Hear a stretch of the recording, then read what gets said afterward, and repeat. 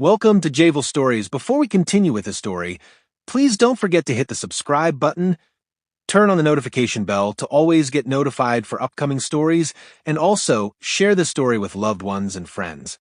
Thank you very much.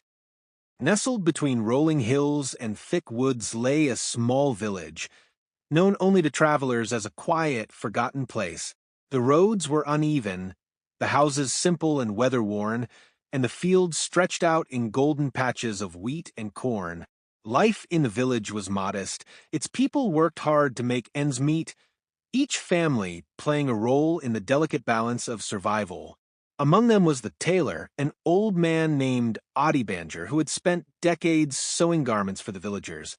His shop was a small, humble space near the village square, its wooden sign faded from years of sun and rain. Inside, bolts of fabric were stacked neatly, and a well-worn sewing machine sat at the center of the room, its rhythmic hum a familiar sound to passers-by. Adebanjo's skill was unmatched. Every stitch was precise, every garment durable, and yet his prices were always fair. For many villagers, his work was a lifeline, affordable clothing that lasted through harsh winters and long days in the fields. The villagers saw Adebanjo as a man of routine.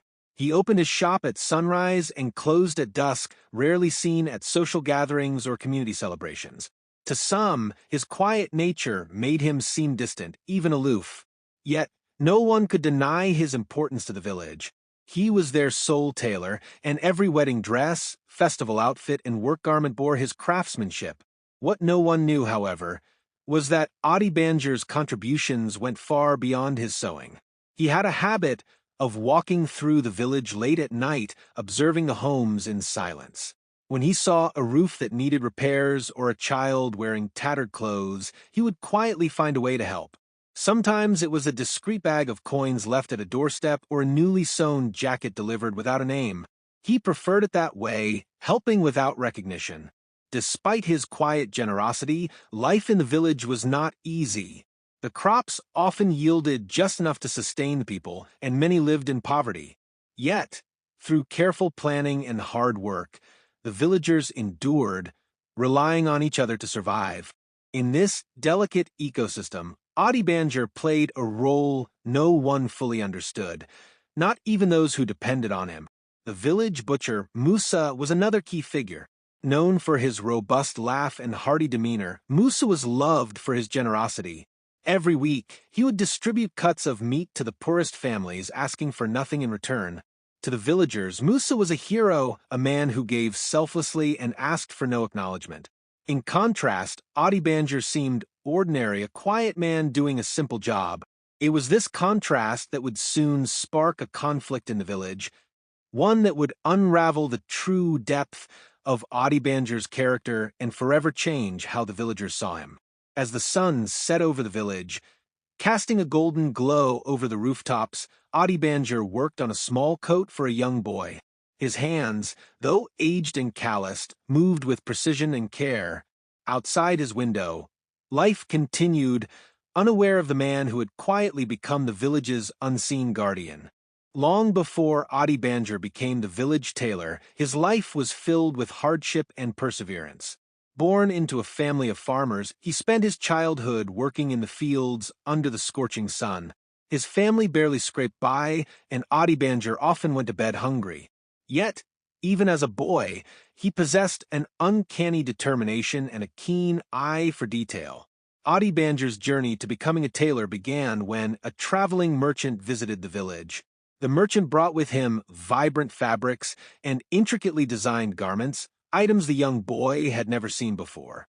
Fascinated, Adebanjo spent hours watching the merchant display his wares, his mind racing with questions about how the garments were made. Noticing the boy's interest, the merchant gifted him a small needle and thread, along with a scrap of fabric. "This," the merchant said, "is all you need to create something remarkable." From that day, Adebanjo was hooked. He spent every spare moment practicing with a needle and thread, teaching himself how to sew by trial and error. His first creations were rough and uneven, but he persisted, improving with each attempt. Eventually, he began repairing his family's torn clothing, much to their delight. By the time he reached adulthood, Adebanjo had become skilled enough to sew entire garments from scratch. However, becoming a tailor was no easy feat. Adebanjo lacked the resources to buy proper tools or fabrics. Determined, he worked tirelessly, saving every coin he earned from odd jobs around the village. When he finally managed to purchase a second-hand sewing machine, it was a moment of triumph. He set up a small shop in a corner of the village, ready to turn his passion into a livelihood. The early years of his tailoring business were tough.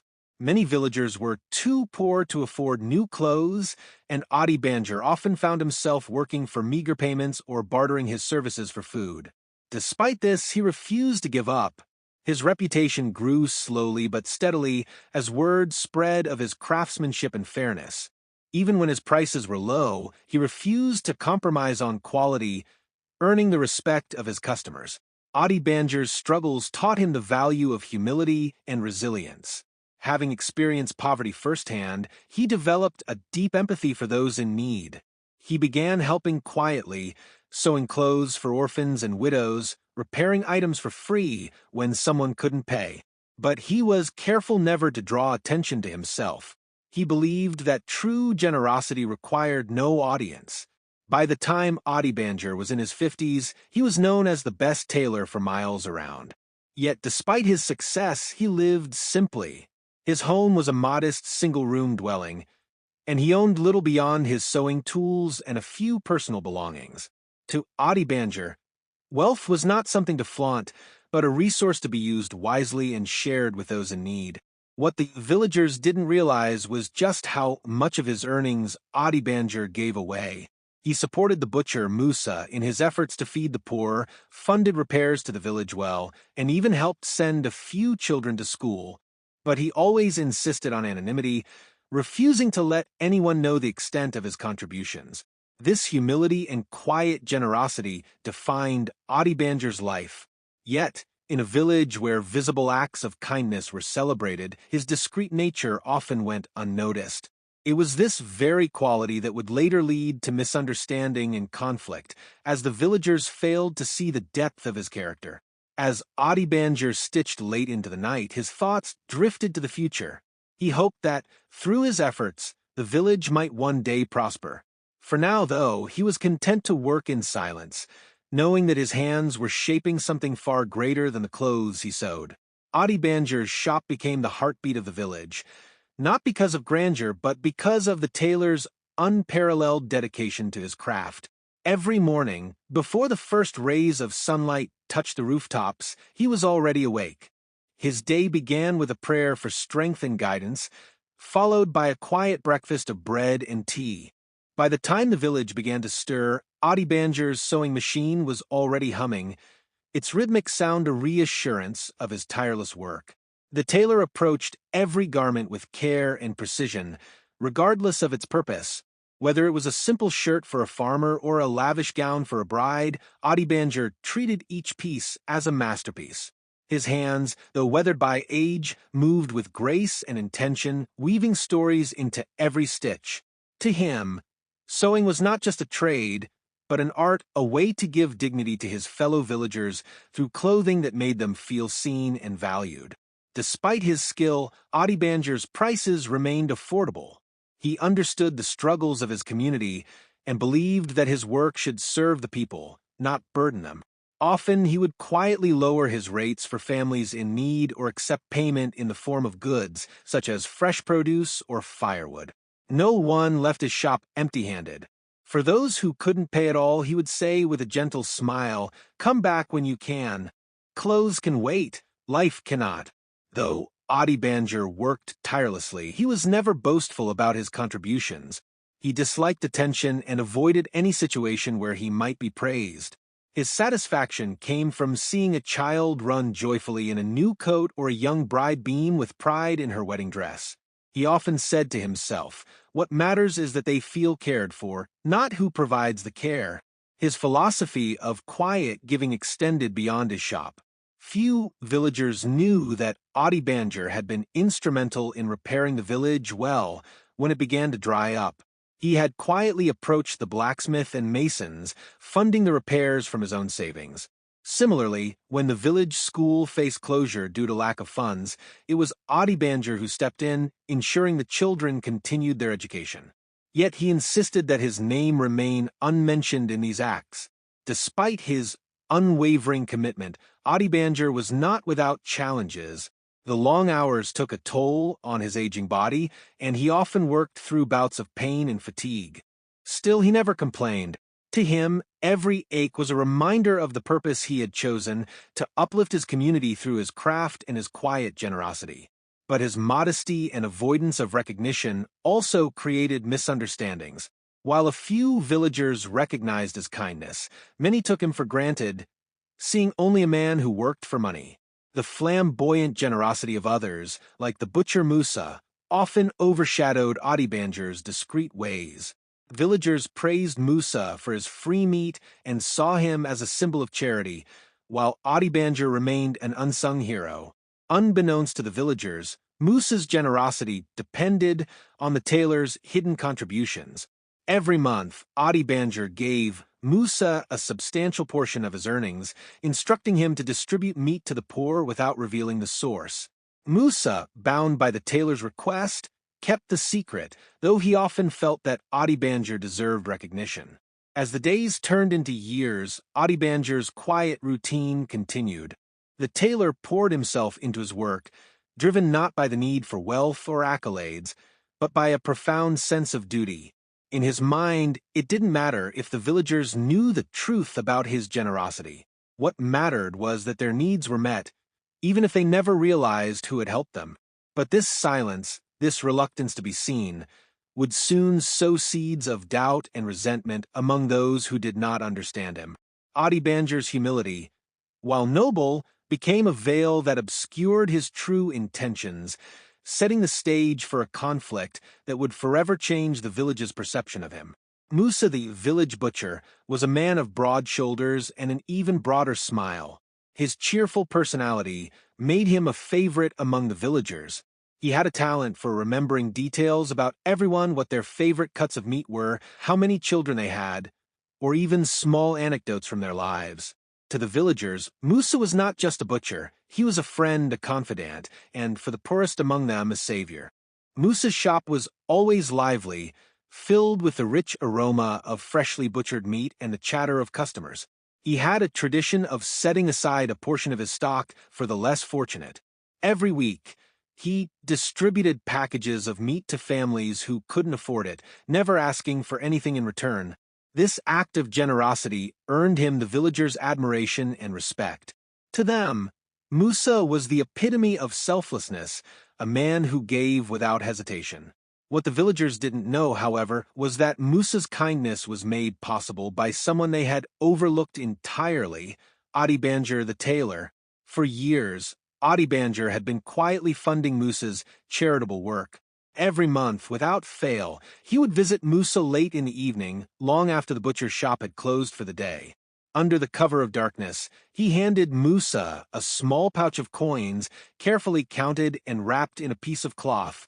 "Musa," Adebanjo would say, his voice steady but kind, "use this to continue your good work. The people need you." At first, Musa had been taken aback by the tailor's generosity. "Adebanjo, why don't you do this yourself?" he had asked. "Why give through me?" Adebanjo had smiled faintly, his expression thoughtful. "Because kindness should not be a performance," he said. "The good we do is between us and God. Recognition only serves to inflate the ego. Let the villagers think the meat comes from you. It is enough for me to know that the hungry are fed." Musa had respected the tailor's wishes, though it often weighed heavily on him. He knew how much Adebanjo sacrificed to support his efforts. While the butcher's shop was bustling with customers, the tailor's shop was quiet, his income modest. Yet month after month, Adebanjo gave away a significant portion of his earnings, asking for nothing in return.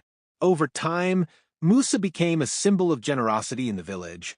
His name was spoken with reverence, his deeds praised in every household. Meanwhile, Adebanjo remained in the shadows, his contributions unnoticed and unacknowledged. The tailor didn't mind. In fact, he preferred it that way.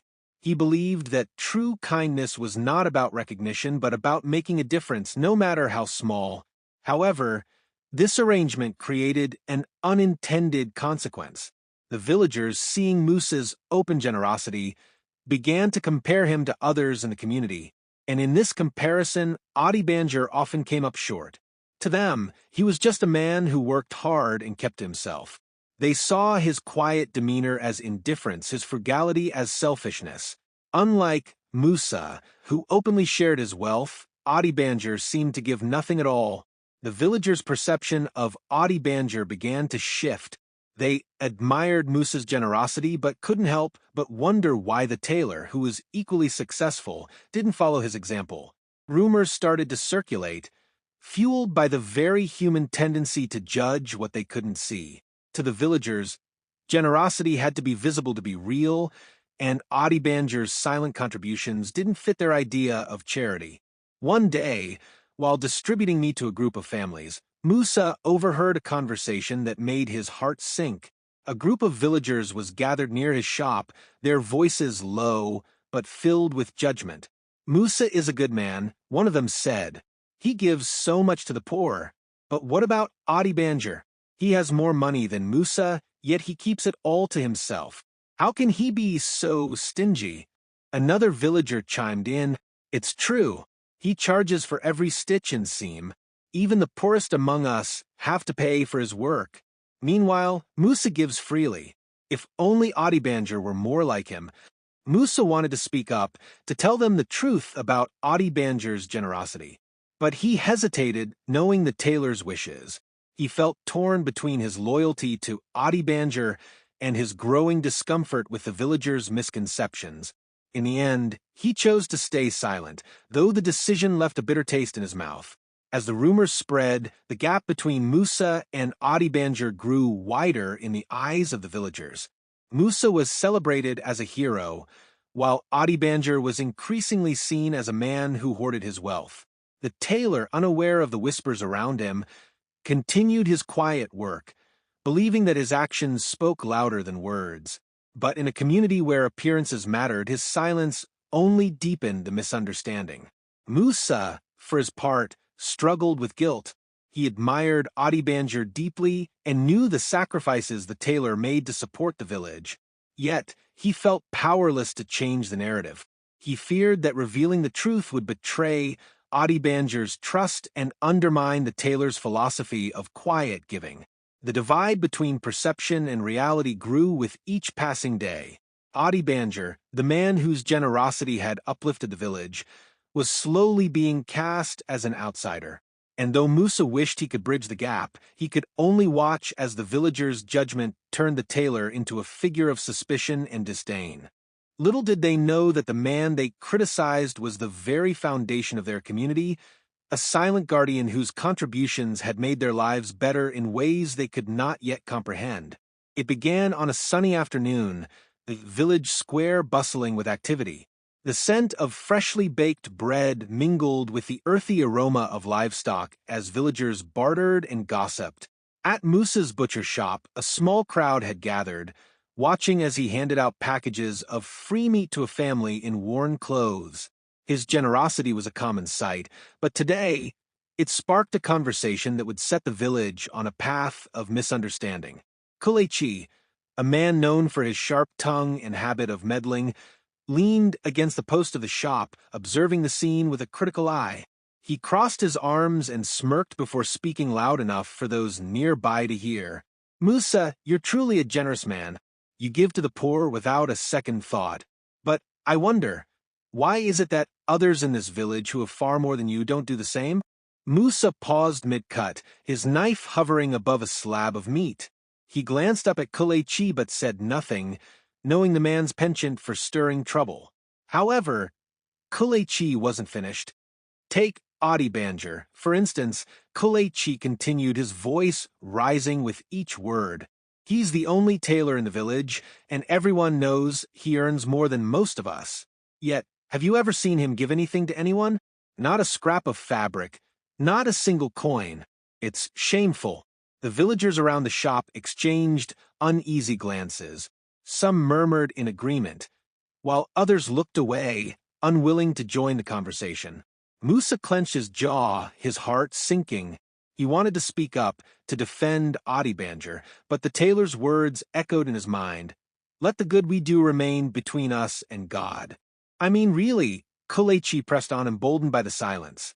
Musa works hard, and yet he finds a way to help the poor. What's Adebanjo's excuse? He sits in his shop all day, earning more than enough, and what does he do with it? Nothing. Absolutely nothing. By now, the murmurs had grown louder, and the seeds of doubt were firmly planted.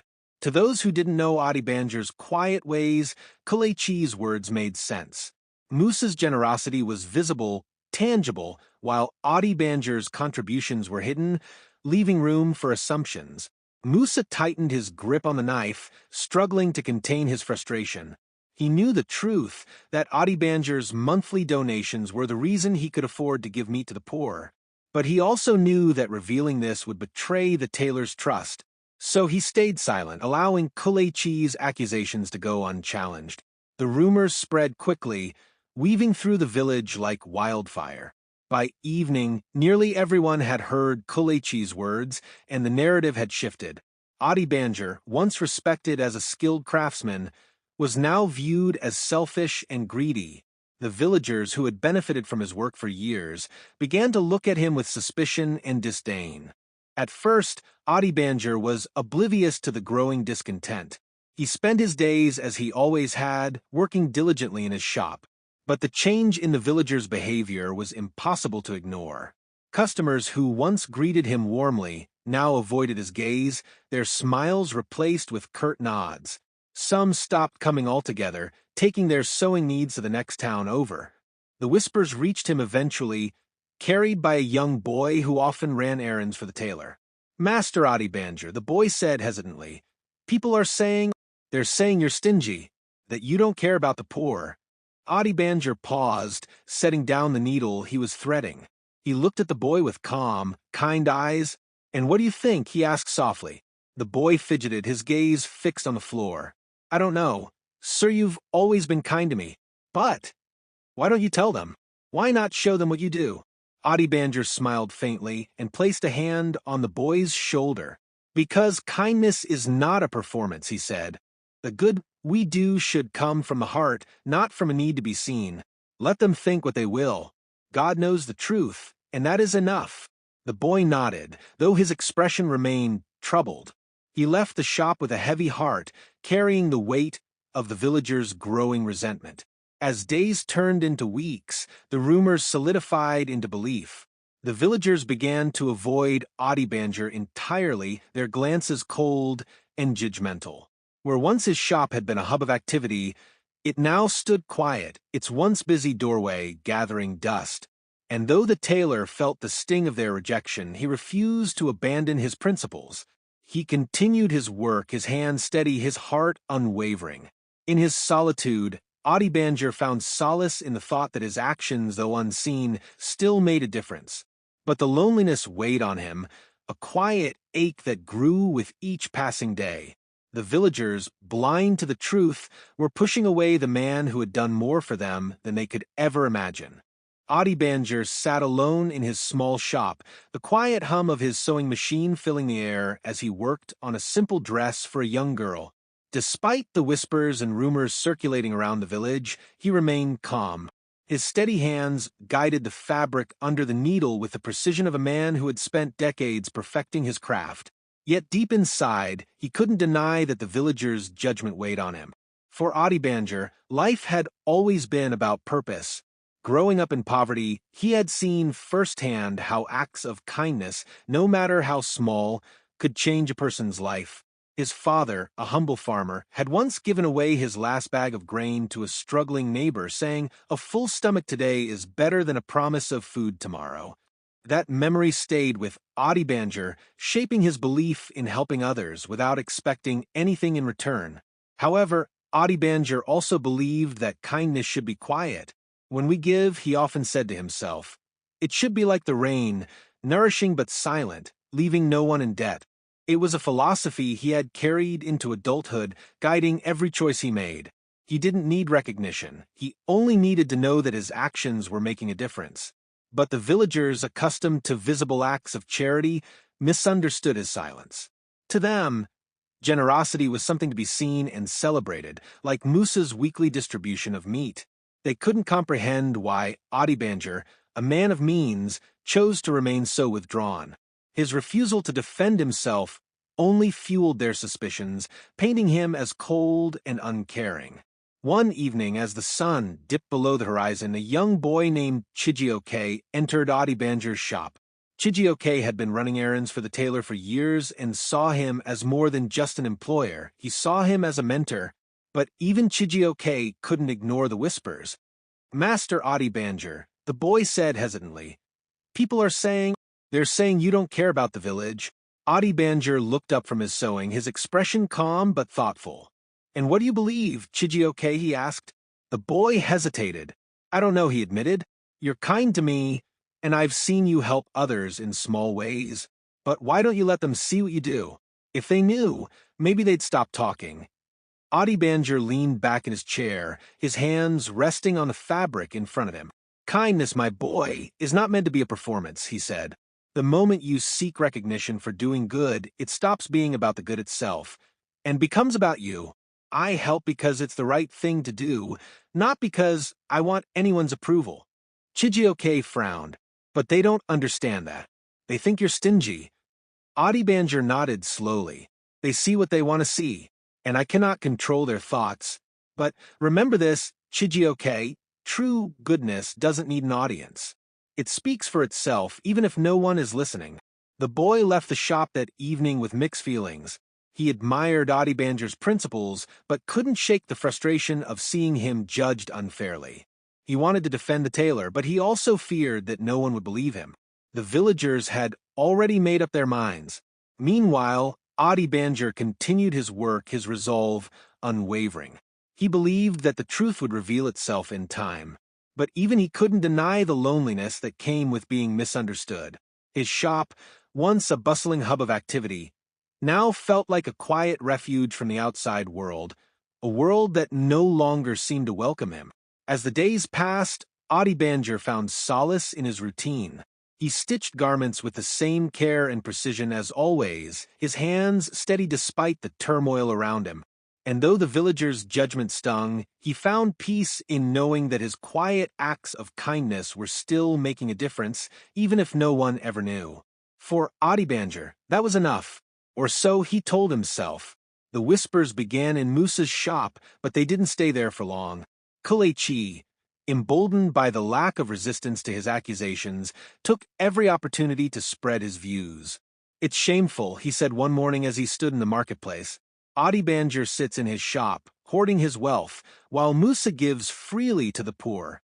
A man like that doesn't deserve our respect." The crowd around him murmured in agreement. To those who didn't know Adebanjo's quiet ways, Kelechi's words made sense. Musa's generosity was visible, celebrated, and easy to understand. Adebanjo's hidden acts of kindness, on the other hand, left room for doubt. The rumors spread like wildfire. By the time the week was over, nearly everyone in the village had heard Kelechi's accusations. The narrative grew more exaggerated with each retelling. Some claimed that Adebanjo had refused to help a struggling widow, while others said he had turned away a beggar who had come to his shop. None of it was true, but the villagers eager for a story believed it. Adebanjo, unaware of the growing storm, continued his work as always, but the change in the villagers' behavior was impossible to ignore. Customers who once greeted him warmly now avoided his gaze, their smiles replaced with curt nods. Some stopped coming altogether, taking their sewing needs to the next village. The tailor felt the weight of their judgment, but refused to let it sway him. They see only what is in front of them, he told himself. In time, the truth will come to light. But the truth, buried beneath layers of misunderstanding and prejudice, seemed further away with each passing day. The shift in the villagers' attitude toward Adebanjo was gradual but unmistakable. Days turned into weeks, and his once busy shop became a shadow of its former self. The clatter of customers' footsteps, the excited chatter of children peeking through his windows, and the warm exchanges of greetings, all of it had faded. Now, silence hung in the air, broken only by the steady hum of his sewing machine. The whispers that began in Musa's shop had spread through the village like an insidious wind. Once, Adebanjo was a figure of quiet respect, a man whose skill and dedication kept the villagers clothed through the seasons. But now he was seen as aloof, unkind, and worst of all, unwilling to share his wealth with those in need. The villagers' judgment grew harsher with every passing day. Adebanjo, for his part, carried on as if nothing had changed. He arrived at his shop each morning, opened the shutters, and set to work with the same precision and care he had always shown. Yet, beneath his calm exterior, a growing ache of loneliness took root. He missed the laughter of children outside his window and the familiar faces of regular customers. The isolation stung more than he cared to admit. The loneliness was made worse by the absence of Musa. The butcher, burdened by guilt and unsure how to navigate the growing tension, had started to keep his distance. Though Musa still received Adebanjo's monthly contributions for the meat he distributed to the poor, their late-night exchanges had become brief and perfunctory. Musa's jovial demeanor was replaced with a strained silence, a heaviness that neither man addressed. One afternoon, as Adebanjo worked on a wedding dress for a young bride, he glanced out the window and saw a group of villagers passing by. They were speaking in hushed tones, their eyes darting toward his shop before quickly looking away. He knew they were talking about him. The knowledge cut deep, but he refused to let it show. "Let them talk," he muttered to himself, threading a needle with steady hands. "Their words do not define me." But even as he reassured himself, a part of him longed for the companionship he had once taken for granted. He thought of the countless garments he had sewn for the villagers over the years, the clothes that had kept them warm in winter and adorned them during celebrations. He had poured himself into his work, not for recognition, but out of love for his craft and his community. And yet, now he was a stranger among them. As the days turned into weeks, the loneliness grew heavier. Adebanjo found solace in his routine, the familiar rhythm of his sewing machine a balm for his aching heart. But the isolation was unrelenting, a quiet reminder of how far he had drifted from the people he had served for so long. Late at night, when the village was asleep, Adebanjo often sat in his small room, staring at the flickering flame of a candle. He would pray for the villagers, asking for their well-being and for the strength to endure their judgment. He never prayed for their understanding. He believed that was not his to seek. Despite his resolve, the weight of their rejection began to take its toll. Adebanjo's shoulders hunched slightly, as if the burden of their disdain had seeped into his very bones. His hands, once steady and sure, began to tremble ever so slightly as he worked. Still, he pressed on, determined to stay true to his principles. "I cannot control what they think of me," he told himself one evening as he folded a completed dress. "But I can control how I choose to live, and I choose kindness, even if no one sees it." The villagers, meanwhile, remained blind to the tailor's struggles. To them, he was a man set apart, uninterested in their lives, and unwilling to share his success. They saw only the surface and never paused to question what lay beneath. In their eyes, Adebanjo's silence was proof of his indifference. But the truth was far more complicated. Adebanjo's silence was not born of pride or disdain. It was a shield, a way to protect the purity of his intentions. He believed that goodness should be selfless, untainted by the need for recognition. Yet, in his quest to remain unseen, he had unintentionally created a chasm between himself and the people he cared for. As the sun set over the village, casting long shadows across the empty streets, Adebanjo sat alone in his shop, his thoughts heavy with the weight of misunderstanding. He had spent a lifetime giving quietly, believing that his actions would speak for themselves. But now he wondered if silence had been a mistake. The hum of the sewing machine filled the room, a lonely melody that echoed the unspoken pain in his heart.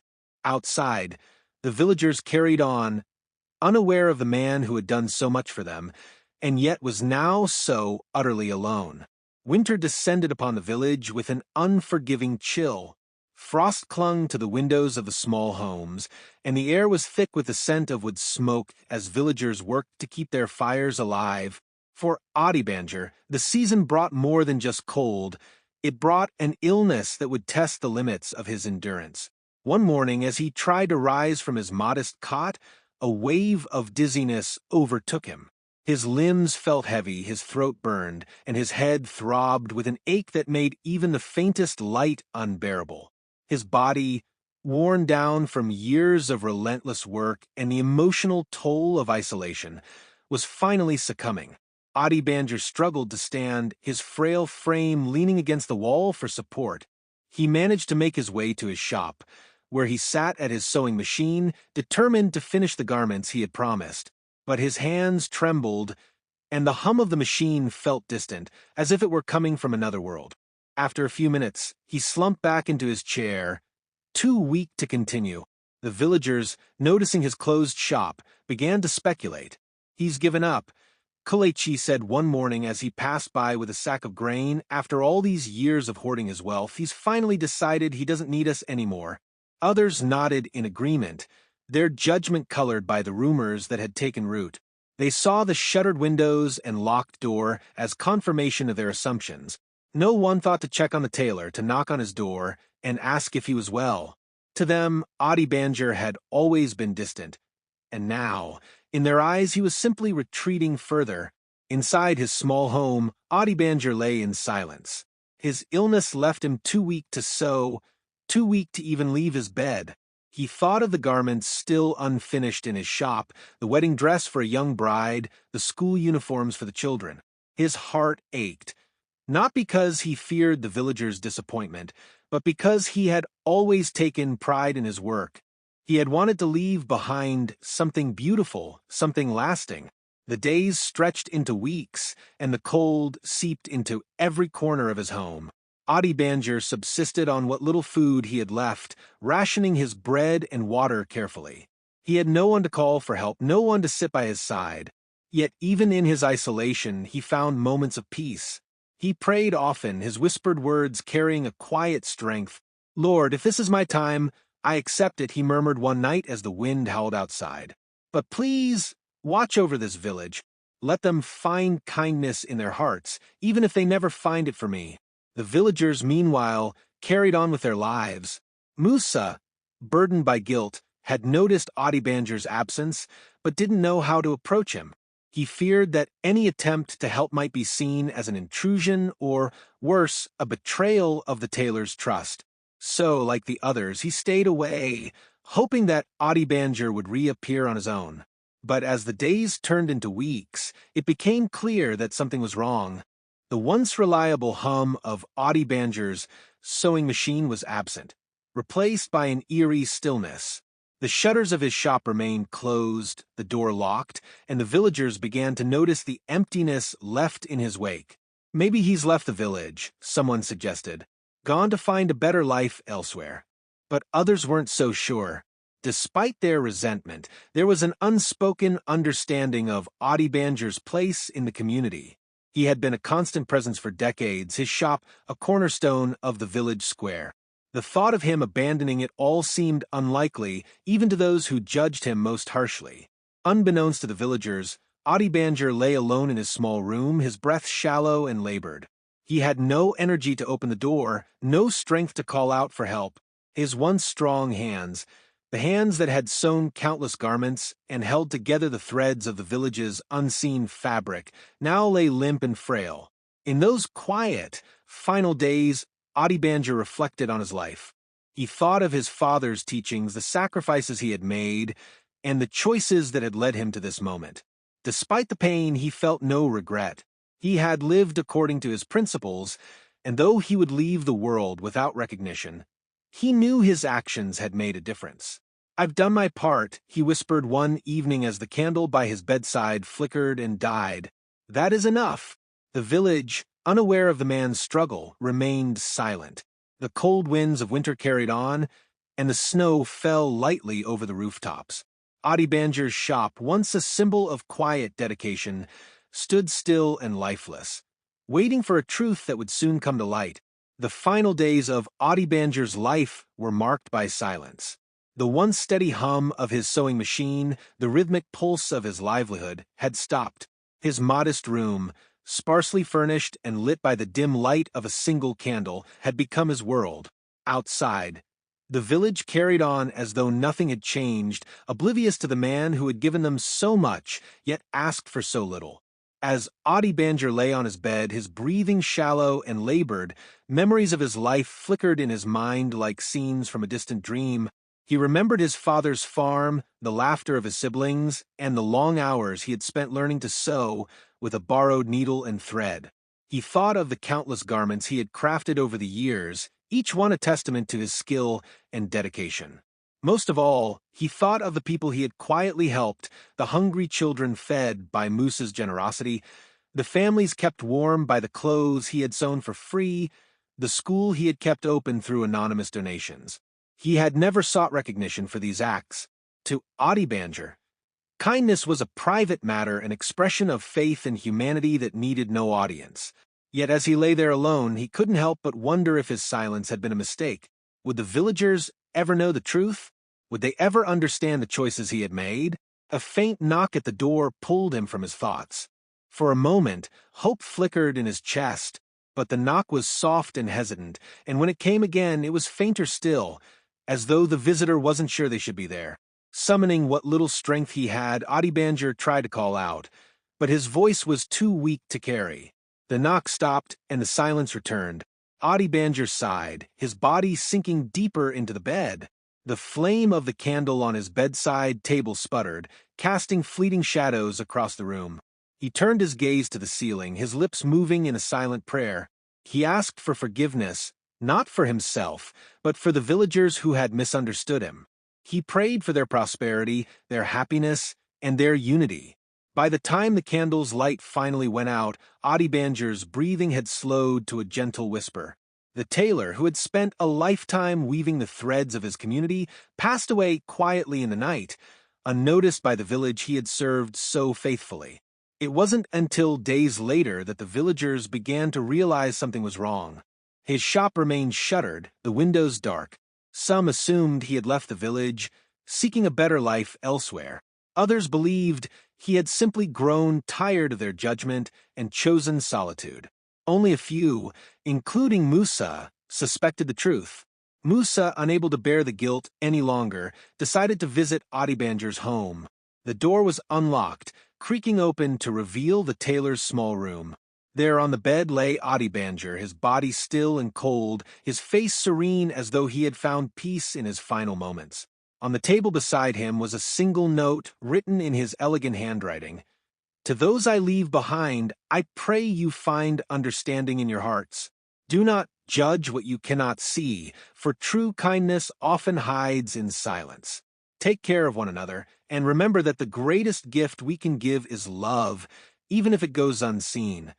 The news of Adebanjo's death spread quickly through the village. Shock gave way to sorrow as the villagers began to realize the depth of their misunderstanding. Many wept openly, mourning not just the loss of the tailor, but the loss of the opportunity to truly know him. Musa, stricken with grief, gathered the villagers in the square. For the first time, he broke his silence about Adebanjo's generosity. He told them of the monthly donations that had made his charity possible, of the countless acts of kindness Adebanjo had performed in secret, and of the sacrifices he had made for the community. He gave without asking for anything in return. Musa said, his voice breaking, "Everything I was able to do for you, the meat, the help, it was all because of him. And we failed him." The villagers stood in stunned silence, the weight of their judgment pressing down on them. They had cast out the very man who had been their foundation, their unseen guardian. Now, all they could do was grieve.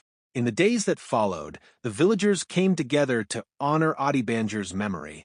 They reopened his shop, finding unfinished garments and notes detailing plans to help others. They decided to complete his work, finishing the clothes he had started and distributing them to those in need. They also set aside a day each year to celebrate his life and legacy, vowing never to forget the lessons he had taught them. As the first rays of sunlight broke over the village, the tailor's quiet impact became clear. His death had united the people, reminding them of the power of humility, generosity, and unseen kindness. And though Adebanjo was gone, his spirit lived on in the threads of the village he had so lovingly woven together. In the days following Adebanjo's passing, the village was subdued. A heavy silence blanketed the streets, broken only by the murmured regrets of those who had judged him unfairly. The villagers who once gossiped about the tailor's supposed stinginess now felt the sting of guilt, but the true extent of their misunderstanding was yet to be fully revealed. Musa, the butcher, was among the most affected. For years, he had been the face of charity in the village, praised for his generosity in distributing free meat to the poor. Yet, he knew in his heart that every act of kindness he performed had been made possible by Adebanjo's quiet support. The tailor's death weighed heavily on him, not just because of the loss of a friend, but because of the secret he had kept for so long. Musa decided it was time for the truth to come out. On a cold morning, he gathered the villagers in the square, standing near the entrance of his shop. The crowd was somber, their faces lined with regret. Many had come to terms with their poor treatment of Adebanjo, but they were unprepared for what Musa was about to share. "I have something to tell you," Musa began, his deep voice trembling slightly. "For years, you have praised me for my generosity. You've called me a kind man, a giver. But what I gave, I could only give because of someone else." The villagers exchanged puzzled glances, unsure of where this was leading. Musa took a deep breath before continuing. "Every month, Adebanjo would come to me after dark. He would hand me a pouch of coins, his hard-earned money, and he would say, 'Use this to feed the poor, but don't tell anyone it's from me.' Without those coins, I wouldn't have been able to give the meat you all depended on. Everything I've done. It was because of him." The crowd gasped, the weight of Musa's words settling over them like a heavy fog. The tailor, who they had accused of selfishness, had been the true source of the charity they so admired. The realization cut deep, leaving many in tears. "There's more," Musa continued, his voice thick with emotion. "The well you all drink from, the school your children attend, the repairs to our roads and homes, Adebanjo funded all of it, quietly, anonymously. He never asked for thanks or recognition. He only cared about helping this village." A ripple of shock passed through the crowd as they began to piece together the truth. The man they had shunned, the man they had judged, had been their greatest benefactor. The regret was overwhelming. Kuleichi, the man who had been the loudest in his accusations, stepped forward, his face pale. I didn't know," he stammered. I thought he didn't care." Musa turned to him, his expression stern. "You didn't know because he didn't want you to. He believed that kindness didn't need to be seen to be real. But your words, your rumors, made his last days lonely. And now, it's too late to make it right." The crowd fell silent, the weight of Musa's rebuke sinking in. Many wept openly, their tears a mixture of sorrow and shame. They had failed to see the truth of Adebanjo's character, blinded by their assumptions and the need for visible proof of generosity. As the villagers dispersed, they began to share stories of the tailor's quiet kindness. Some remembered the coats he had sewn for children in need, others the repairs he had made to roofs and shoes without asking for payment. Slowly, a picture emerged of a man who had dedicated his life to serving others, not for recognition, but because it was simply the right thing to do. Musa, now freed from the burden of his secret, felt a bittersweet relief. He wished Adebanjo could have lived to see the villagers' newfound appreciation for him, but he also knew that the tailor wouldn't have wanted the attention. Even in death, Adebanjo's humility was a lesson to them all. The villagers decided to honor Adebanjo's memory by coming together as a community. They reopened his shop, where they found unfinished garments and notes detailing his plans for future acts of kindness. They vowed to complete his work, to continue his legacy of quiet generosity. On the first morning after their gathering, the square was quiet, save for the sound of the wind rustling through the trees. But there was a newfound sense of unity among the villagers, a recognition of the lessons Adebanjo had left behind. They had lost a man of great character, but his spirit lived on in their actions and their newfound understanding of what it truly meant to give. The truth had finally come to light, and though it could not undo the past, it gave the villagers a chance to start anew, inspired by the tailor who had woven their community together with threads of kindness. In the days following Musa's revelation, the village was gripped by a deep and collective sense of guilt. The truth of Adebanjo's quiet generosity spread rapidly, and as it did, the weight of their misjudgment grew heavier. Conversations in the square and whispers in homes turned from gossip about the tailor's supposed selfishness to regret over how they had treated him in his final days. "I can't believe we doubted him," one villager said, shaking her head as she sat outside her home. "All this time, we thought he cared only for himself, and yet he was the one keeping this village alive." Another nodded, her voice trembling. "I remember when my roof collapsed last year. I didn't know who paid for the repairs, but now I know it must have been him." Every villager seemed to have a similar story, small, forgotten moments of kindness that now, in light of the truth, pointed back to Adebanjo, the old man who received a new pair of shoes when his were too worn to repair, the widow who found a bag of coins on her doorstep during a particularly harsh winter, the schoolteacher who was able to stay and teach because her salary was anonymously covered, all of it traced back to the tailor they had judged so harshly. Kuleichi, who had been the most vocal in spreading rumors about Adebanjo, found himself consumed by shame. He avoided the square and stayed away from the gatherings where people now spoke openly of the tailor's goodness. His role in the misunderstanding weighed heavily on him, and he couldn't bring himself to face the community. One evening, as the sun set over the village, Kuleichi stood outside Adebanjo's shop. The shutters were still closed, and a thin layer of dust had settled on the windowsill. He hesitated, his heart heavy, before finally kneeling in the dirt and bowing his head. "I was wrong," he whispered. "I didn't understand. I didn't even try to. I'm sorry, Adebanjo."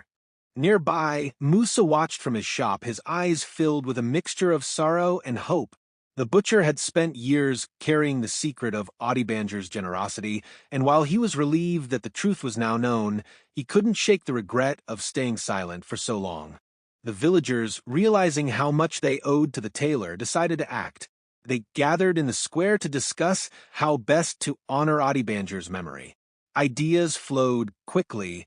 A monument in the square, a special day to celebrate his life, a commitment to continue his acts of kindness. "We failed him when he was alive," one villager said, her voice breaking. "But we can make sure his name and his lessons live on." The villagers agreed to reopen Adebanjo's shop, not as a business, but as a memorial to his life and work. They planned to finish the garments he had left behind and distribute them to those in need. They also decided to dedicate a day each year to remember him, a day when they would come together to celebrate the values he had embodied: humility, generosity, and selflessness. On the morning of the reopening, the villagers gathered outside the shop. Musa stood at the front, holding a key that seemed to weigh more than it should. As he unlocked the door and pushed it open, a wave of emotion swept over the crowd. Inside, the shop looked exactly as Adebanjo had left it. Bolts of fabric neatly stacked, his sewing machine sitting silently at the center, and a row of unfinished garments hanging along the wall. The villagers worked together to clean and organize the shop, treating each item with care, as if it were a piece of the tailor's soul. They found letters tucked away in a drawer, written in Adebanjo's precise handwriting. The letters detailed his philosophy of giving, his love for the village, and his hope that his quiet contributions would inspire others. As the villagers read the letters aloud, many wept openly. The words revealed a man who had devoted his life to them, despite their judgment and misunderstanding. His humility and unwavering faith in the goodness of humanity shone through in every line. One letter in particular stood out. "To my beloved village, you may never know the full measure of my love for you, but that is as it should be. Kindness is not meant to be seen. It is meant to be felt. If I have done my part to ease your burdens, then my life has been worthwhile. In my absence, I ask only this: take care of one another, For in unity lies strength. Give not for recognition, but because it is right. Live with humility, and you will find peace. The crowd fell silent after the letter was read, the weight of Adebanjo's words sinking deep into their hearts. They realized they had not only misunderstood the tailor, but had failed to live up to the values he had quietly upheld. In the weeks that followed, the villagers worked tirelessly to honor Adebanjo's legacy. They completed the garments he had left behind, sewing with care and precision, and distributed them to the poor. They repaired the shop and transformed it into a community space where anyone in need could come for help. And they began to live by his teachings, giving without expecting anything in return. Though Adebanjo was gone, his spirit lived on in the village. His final act, though unspoken, had brought them together, reminding them of the power of quiet, selfless love. They vowed never to forget him, and to ensure that his name was spoken with reverence and gratitude for generations to come. As the villagers worked to honor Adebanjo's memory, they began to uncover the full extent of his contributions to their community. Each discovery deepened their regret and heightened their admiration for the man they had misunderstood. Every corner of the village seemed to hold traces of his quiet generosity, hidden in plain sight. It started with the school. For years, the villagers had taken for granted the modest building where their children learned to read and write. When the head teacher, Mrs. Adebanjo, stood up during a meeting to share what she knew, the room fell silent. "I suppose now is the time to say what I should have said years ago," Mrs. Adebanjo began, her voice trembling. "When the school first opened, we had almost no funding. It was Adebanjo who paid my salary for the first 3 years. Without him, this school wouldn't exist." Gasps rippled through the crowd. Parents who had sent their children to the school exchanged stunned looks. Many of them had never thought about how the school had managed to stay open during its early, struggling years. Mrs. Adebanjo wiped her eyes and continued, "He asked me not to tell anyone. He said education was the foundation of a strong village and that his support was simply a duty. I respected his wishes, but now I wish I had told you sooner." The villagers were overwhelmed by this revelation, but it was only the beginning. Next came the well. The village well had been repaired years ago, but no one had known who had covered the costs. The blacksmith who had worked on reinforcing the structure stood during another gathering to share his story. "I remember it like it was yesterday," he said. "The well was on the verge of collapse, and we didn't have the funds to fix it. Then one evening, Adebanjo came to me with a bag of coins. He told me to do the repairs and said the payment was for the good of the village. I thought it was strange at the time. Why wouldn't he want credit? But now I understand. That was just who he was." One by one, others began to speak up. The carpenter told of how Adebanjo had secretly paid for the repairs to the bridge that connected the village to the nearby town. A widow shared how she had found bags of food outside her home during the harshest winters. The midwife recounted how Adebanjo had quietly covered the costs of medicines for the sick. Each revelation painted a clearer picture of the man they had lost. Adebanjo had not just been a tailor, he had been the backbone of the village, a silent guardian who had dedicated his life to ensuring their well-being. And yet, because his generosity was invisible, they had doubted him. Kulechi, who had started the rumors, sat in the back of the crowd, his head bowed in shame. Each story felt like a blow, a reminder of how deeply he had misjudged the tailor. He thought of the day he had accused Adebanjo in front of Musa's shop, his voice loud and full of self-righteousness. Now, that memory filled him with regret. "I have to make it right," Kulechi muttered to himself, though he wasn't sure how. The villagers, too, were grappling with their guilt. They had taken Adebanjo's presence for granted, assuming that his quiet nature meant indifference. Now they realized that his silence had been a sign of humility, not selfishness. The tailor had embodied the very values they claimed to cherish, yet they had failed to see it. Determined to preserve his legacy, the villagers set to work. They repaired Adebanjo's shop, turning it into a community center where people could gather, share resources, and support one another.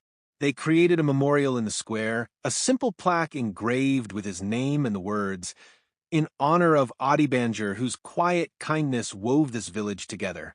They also declared a day of remembrance to be held every year on the anniversary of his passing. On that day, the villagers would come together to share stories of Adebanjo's life, perform acts of kindness in his memory, and reflect on the lessons he had taught them. For many, these efforts felt like too little, too late, but for others, they were a way to ensure that Adebanjo's spirit lived on. The tailor had given them more than just clothes and repaired wells. He had shown them the true meaning of generosity. It wasn't about recognition or praise. It was about selflessness, about giving without expecting anything in return. As the first day of remembrance approached, the villagers worked tirelessly to prepare. They cleaned the square, decorated the streets with flowers, and finished the garments Adebanjo had left behind. Each stitch felt like an act of penance, a way to honor the man who had done so much for them. When the day finally arrived, the village gathered in the square under a bright blue sky. Musa stood at the front, holding one of Adebanjo's unfinished garments, a small coat for a child. He raised it high, his voice steady but full of emotion. This was the last piece Adebanjo worked on. Musa said, "He didn't finish it, but that doesn't matter. What matters is the care he put into it, the same care he put into everything he did for us. Let this coat remind us of his legacy, a legacy of quiet kindness and unwavering love for this village." The villagers bowed their heads in silence, the weight of their shared loss filling the air. Though Adebanjo was gone, his impact was undeniable. He had stitched himself into the fabric of their lives, and now it was up to them to carry his legacy forward. As the truth of Adebanjo's legacy settled into the hearts of the villagers, they began to see their small community through new eyes. Every part of the village seemed to bear his invisible touch. The repaired well that provided clean water, the sturdy bridge that connected them to the outside world, and even the school that educated their children, all were testaments to his quiet contributions. The villagers realized they had not just lost a tailor, but the very foundation of their community. This newfound awareness sparked a wave of action. Determined to honor Adebanjo's memory, the villagers resolved to continue his work. They came together in a way they hadn't for years, setting aside their differences and pooling their resources to ensure the prosperity of the village. What they had once taken for granted, they now approached with reverence and gratitude. The first major project was the school. Though the building was still functional, the villagers decided to expand it as a tribute to Adebanjo. The men volunteered their labor, hauling timber and laying bricks, while the women sewed curtains and painted the walls. Even the children pitched in, carrying supplies and helping to plant flowers around the grounds. Mrs. Abele, the head teacher, was deeply moved by the effort. Adebanjo believed in the power of education, she told the villagers during one of their gatherings. He saw it as the key to a better future for all of us. By improving the school, we are carrying forward his vision. As the school neared completion, the villagers turned their attention to the well. Though it had been repaired years ago, it was now in need of maintenance. The blacksmith, who had worked on the original repairs with Adebanjo's funding, led the effort. This time, however, he wasn't alone. Dozens of villagers joined him, bringing tools and materials to strengthen the structure and ensure its longevity. "These repairs are for our children and grandchildren," the blacksmith said, his hands calloused but steady. "Adebanjo gave us the foundation. It's our duty to build on it." The community's renewed unity extended beyond physical projects. Inspired by Adebanjo's example, many villagers began to practice quiet acts of kindness. Some left food on the doorsteps of struggling families, while others repaired fences and roofs without asking for payment. These gestures, though small, created a ripple effect that brought the community closer together. Kolechi, the man who had once been the loudest critic of Adebanjo, became one of the most active participants in these efforts. Consumed by guilt, he threw himself into the work, volunteering for every project and seeking ways to help those in need. Though he knew he could never undo the harm his words had caused, he hoped to atone by living out the values Adebanjo had embodied. "I was wrong," Kuleichi admitted one evening as he worked alongside Musa to rebuild a section of the village bridge. I judged him without understanding, but now I see what he was trying to teach us. Giving isn't about being seen, it's about making a difference. Musa nodded, his expression thoughtful. Adebanjo never wanted recognition, he said, but I think he'd be proud of what we're doing now. This is his legacy. The villagers' efforts culminated in the creation of a community fund, inspired by the way Adebanjo had quietly supported those in need. Each family contributed what they could, no matter how small, and the fund was used to assist with emergencies, repairs, and other communal needs. The fund was named the Tailor's Gift in honor of Adebanjo, and its establishment marked a turning point for the village. Over time, the village began to thrive. The school expanded to include more classrooms and even a small library. The well became a symbol of resilience, standing strong as a reminder of the community's determination. The bridge, once a fragile link to the outside world, became a sturdy passage that brought new opportunities. But perhaps the most significant change was in the hearts of the villagers themselves. Where there had once been judgment and division, there was now understanding and unity. Adebanjo's teachings, though unspoken, had become a guiding principle for the community. They learned to value humility, to give selflessly, and to see the good in one another. On the first anniversary of Adebanjo's passing, the villagers gathered in the square for the inaugural day of remembrance. The mood was somber yet hopeful, a mixture of grief and gratitude. Musa stood at the center, holding one of Adebanjo's handwritten letters. He gave us more than we ever realized, Musa said, his voice steady despite the emotion in his eyes. And though we failed to see it while he was alive, we carry his lessons with us now. Let us live in a way that honors him, not just today, but every day. The villagers bowed their heads as Musa read the letter aloud. Its words a poignant reminder of Adebanjo's enduring wisdom. Build not for recognition, but for the joy of creation. Help not for praise, but for the hope of a better tomorrow. Love not for reward, but because love is its own reward. In these acts, we find the essence of life. As the sun set over the village that evening, casting a golden glow over the rooftops, the people felt a sense of peace they hadn't known before. They had lost Adebanjo, but his spirit was alive in their actions, their unity, and their renewed sense of purpose. And in that moment, they knew they were no longer just a collection of individuals. They were a community woven together by the threads of a tailor's quiet love. As the villagers worked to honor Adebanjo's memory, a few among them began to share secrets they had kept for years. These were the people who, in one way or another, had been privy to Adebanjo's quiet acts of generosity. Though he had often insisted on anonymity, some had come to know of his contributions through direct interactions with him. Now, with his passing, they felt compelled to speak. The first to step forward was Obinna, the village carpenter. During a meeting to discuss the next community project, Obinna cleared his throat and stood, drawing the villagers' attention. "There's something I need to say," he began, his voice steady but filled with emotion. "Many of you know that when the bridge collapsed years ago, it was rebuilt quickly. What you don't know is that Adebanjo funded the entire project." A murmur spread through the crowd, and Obinna raised his hand to quiet them. He came to me one evening with a pouch of coins, enough to pay for the materials and the labor. I asked him why he didn't want to tell anyone, and he said, "The bridge is for the village, not for me. What matters is that it stands strong." Obinna's revelation brought tears to the eyes of many, but he was not the only one with a story. Next was Aisha, the midwife. "I suppose it's time I speak up as well," she said softly. "For years, I struggled to afford the medicines I needed to care for the mothers and babies in this village. But Adebanjo, he made sure I had everything I needed. He would leave coins wrapped in cloth on my doorstep, with a note that simply said, 'For the health of the village.' Without him, I wouldn't have been able to do my work." The crowd listened in stunned silence as one story after another emerged. Chaik, the blacksmith, spoke of how Adebanjo had quietly repaired tools and funded maintenance for the village as well.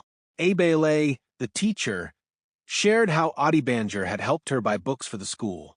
Even Musa, the butcher, recounted once again how Adebanjo's monthly contributions had enabled him to feed the poor. The picture that emerged was one of a man who had touched every corner of the village, often without the people knowing it. Adebanjo had worked quietly, using his earnings not to enrich himself, but to build and sustain the community. He had no family of his own, but he had treated the village as his family, dedicating his life to its well-being. As these stories came to light, the villagers began to see Adebanjo in a new light. He had not been a distant or indifferent man, as they had once believed. On the contrary, he had been deeply involved in their lives, his presence woven into the very fabric of the community. His humility had kept him in the background, but his actions had been at the forefront of their collective prosperity. Kelechi, who had been sitting quietly throughout the meeting, finally stood. His face was pale, and his hands trembled as he spoke. "I was the one who judged him the harshest," he admitted, his voice cracking. "I spread rumors about him. I called him stingy and selfish. But now I see that I was blind. He was everything I accused him of not being, and I don't know how to make up for what I've done." Musa approached Kelechi and placed a hand on his shoulder. "You can start by living as he did," Musa said gently. "Give without expecting anything in return. Work for the good of the village, not for recognition." That's what Adebanjo would have wanted. The villagers nodded in agreement, their hearts heavy with both sorrow and determination.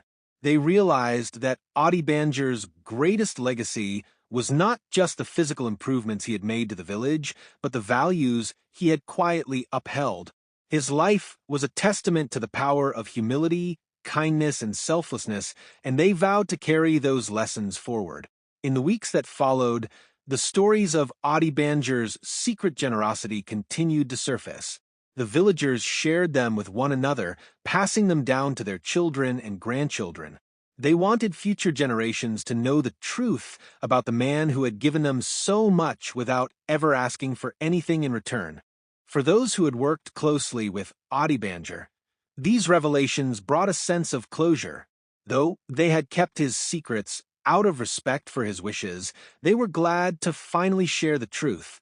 It felt like a way to honor him, to ensure that his memory lived on in the hearts of the people he had loved so deeply. As the village continued to rebuild and grow, Adebanjo's influence was everywhere. His shop, now a community center, became a hub for gatherings and projects. His letters, discovered in the days after his death, were preserved and displayed as a source of inspiration. And every year on the Day of Remembrance, the villagers would come together to celebrate his life and reflect on the lessons he had left behind. Though Adebanjo was gone, his spirit remained. He had been a tailor by trade, but his true craft had been weaving the threads of a community. And in the hands of those who carried on his work, his legacy continued to thrive. As the stories of Adebanjo's life and contributions came to light, the villagers realized that their yearly day of remembrance, while meaningful, was not enough. They wanted to create something permanent, a memorial that would stand as a testament to the man who had quietly shaped their community. The idea sparked discussions and debates as the villagers sought to honor him in a way that reflected his humility and generosity. The first suggestion came from Musa. "We could place a statue of him in the square," he proposed during a gathering at the community center. "Something that shows him as he was at his sewing machine, stitching the fabric of our lives together." But others disagreed. Adebanjo would never have wanted that. Aisha, the midwife, said gently. "He avoided recognition in life, and I think he would feel the same in death. We need to honor him in a way that aligns with his values." Ebele, the teacher, nodded. "What if we dedicate a space for learning? A library, perhaps?" He believed in education, and it would benefit future generations. The idea gained traction, but some villagers worried about the cost. Building a library would require resources they weren't sure they had. It was then that Kelechi, still seeking redemption for his past actions, stood up. "I'll lead the effort," he said firmly. "I may not have money to give, but I have my hands and my time. If we work together, we can make this happen. It's the least we can do for a man who gave us so much." The villagers murmured in agreement, and plans for the memorial began to take shape. They decided that the library would be built next to the school, creating a center of learning and inspiration for children and adults alike. It would house books on a range of subjects from agriculture to history, and would include a small room for community meetings. To fund the project, the villagers turned to the Tailor's Gift, the community fund named in Adebanjo's honor. Families contributed what they could, no matter how small. Some donated coins, while others offered materials or volunteered their labor. The blacksmith forged metal fixtures for the shelves, the carpenter crafted wooden tables and chairs, and the women of the village sewed curtains and cushions to make the space inviting. As the library began to take shape, the villagers worked tirelessly, driven by a shared sense of purpose. Even the children got involved, helping to paint the walls and carry books donated by neighboring towns. Each brick they laid, each nail they hammered, felt like a tribute to Adebanjo's life and legacy. In the evenings, they gathered to share stories of the tailor, their voices filled with both sorrow and admiration. They spoke of his steady hands, his quiet smile, and the unwavering kindness that had touched every corner of their village. These stories became a part of the library itself, woven into its very foundation. When the library was finally completed, it was a simple yet beautiful structure. The walls were painted a soft cream, and the shelves were filled with books that the villagers had collected and donated. A small plaque above the entrance read, "The Tailor's Library in memory of Adebanjo, who taught us that true kindness needs no recognition." On the day of the library's inauguration, the entire village gathered to celebrate. Musa stood at the entrance, holding a pair of scissors to cut the ribbon. His voice trembled as he addressed the crowd. "This library is more than just a building," he said. "It's a symbol of what Adebanjo stood for: knowledge, generosity, and the belief that we are stronger when we come together. Let it remind us, every time we walk through these doors, of the man who gave everything to make this village what it is today." The villagers cheered as the ribbon was cut, and they filed inside to explore the new space. Children marveled at the rows of books, their fingers brushing the spines with wonder. Parents gathered in the meeting room, already planning ways to use the space for future community projects. The atmosphere was one of unity and hope, a reflection of the values Adebanjo had lived by. Kulechi, standing in a quiet corner of the library, wiped a tear from his eye. "I hope you can see this, Adebanjo," he whispered. "I hope you know how much you meant to us, even if we were too blind to see it before." As the sun set that evening, casting a warm glow over the village, the library stood as a beacon of Adebanjo's legacy. It was a space not just for learning, but for reflection, reminder of the power of humility and the importance of giving without expectation. Though the tailor was gone, his spirit lived on in the hearts of the people he had loved and served so quietly. The villagers knew they could never repay Adebanjo for all he had done, but in building the library and coming together as a community, they had found a way to honor him in the best way they knew how, by continuing his work and living by his example. The inauguration of the library was just the beginning. As the villagers reflected on Adebanjo's legacy, they felt a growing need to do more to honor the man who had given so much to them. The day of remembrance, though meaningful, seemed too fleeting to fully capture the breadth of his impact. The villagers decided they needed a dedicated Memorial Day, an annual occasion to celebrate Adebanjo's life and the values he had quietly upheld. The idea took root during an evening gathering in the community center, formerly Adebanjo's shop. The space, now filled with life and laughter, served as the perfect setting for discussions about how best to pay tribute to him. "We already have the library," Musa began, addressing the group, "but I think we need a day where we can come together as a community just as he brought us together, without us even realizing it." "I agree," said Ebele, the teacher. "A day where we not only remember him but live out his values, acts of kindness, service to others, and humility. It should be a day where everyone contributes in some way." The villagers nodded, their expressions thoughtful. Aisha, the midwife, suggested, "What if we dedicate the day to acts of kindness? Each person could do something to help another, just as Adebanjo helped us." "That's a wonderful idea," Musa said. And we can also organize community projects, repairs, cleanups, anything that benefits the village. Kuleichi, still working to atone for his past actions, added, "We could have a gathering at the end of the day where we share what we've done and reflect on his teachings. It could be a way to inspire the next generation." The villagers agreed, and plans for the Memorial Day began to take shape. They chose the date of Adebanjo's passing as the annual observance, a day that would forever remind them of his quiet departure and the profound lessons he had left behind. As the day approached, the village buzzed with activity. Families prepared by identifying acts of kindness they could perform, from helping elderly neighbors with chores to sharing meals with those in need. Children, inspired by stories of Adebanjo's generosity, made plans to clean the schoolyard and deliver handmade cards to the sick. The village council organized larger community projects, including repairs to the well and improvements to the marketplace. The blacksmith and carpenter volunteered their skills, while others contributed materials and labor.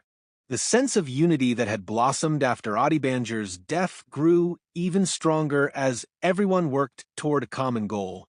On the morning of the first Memorial Day, the village square was filled with a palpable sense of purpose. Musa stood at the center, holding a small wooden bell that had once hung in Adebanjo's shop. He rang it, signaling the start of the day's activities. "Today, we honor Adebanjo not with words but with actions," he said, his voice carrying across the square. "Let us give as he gave, let us serve as he served, and let us do so with humility, expecting nothing in return." The villagers dispersed, each heading to their chosen tasks. The day was filled with the sound of hammering, laughter, and heartfelt conversations. Parents worked alongside their children, teaching them the importance of contributing to the community. Neighbors helped one another with chores and repairs, while others visited the sick and elderly, offering companionship and care. As the sun began to set, the villagers gathered in the square for the evening ceremony. A simple stage had been set up near the library, adorned with flowers and a portrait of Adebanjo drawn by one of the children. Musa stood at the front, joined by Kuleichi, Aisha Ebele, and other community leaders. One by one, villagers stepped forward to share their experiences from the day. A farmer spoke of helping his neighbor rebuild a fence, while a young girl described the joy of delivering handmade cards to the sick. Each story was a testament to the spirit of the day and the enduring impact of Adebanjo's values. When it was Kuleichi's turn to speak, he hesitated for a moment, his eyes glistening with unshed tears. "Today, I worked on repairing the school benches," he began. "It felt like a small thing, but as I sanded the wood and tightened the screws, I thought about how Adebanjo always focused on the details. He gave so much of himself, even when no one was watching. I want to live like that, to give not for recognition, but because it's right." The crowd murmured in agreement, their expressions reflecting a shared determination to carry Adebanjo's legacy forward. As the ceremony concluded, Musa stepped forward once more. He held up one of Adebanjo's handwritten letters, which had been discovered in the shop after his passing. "This letter was found in a drawer addressed simply to the village," Musa said. "It feels fitting to read it now." He unfolded the letter and read aloud. "To my beloved village, kindness is a thread that binds us all. When we give to one another, we strengthen the fabric of our community. Do not seek recognition. Seek only to make a difference. In doing so, you will find joy, and the world will be better for it. With love and faith, Adebanjo." The villagers stood in silence, the weight of Adebanjo's words settling over them like a warm embrace. As the stars began to the night sky, they lit candles in his memory, their flames a symbol of the light he had brought to their lives. From that day forward, the Memorial Day became a cherished tradition in the village. It was not just a day to remember Adebanjo, but a day to live by his example, to weave new threads of kindness into the fabric of their community. And though he was gone, his spirit remained, guiding them toward a brighter, more united future. The first Memorial Day marked a turning point for the village, but it also brought with it a heavy wave of mourning.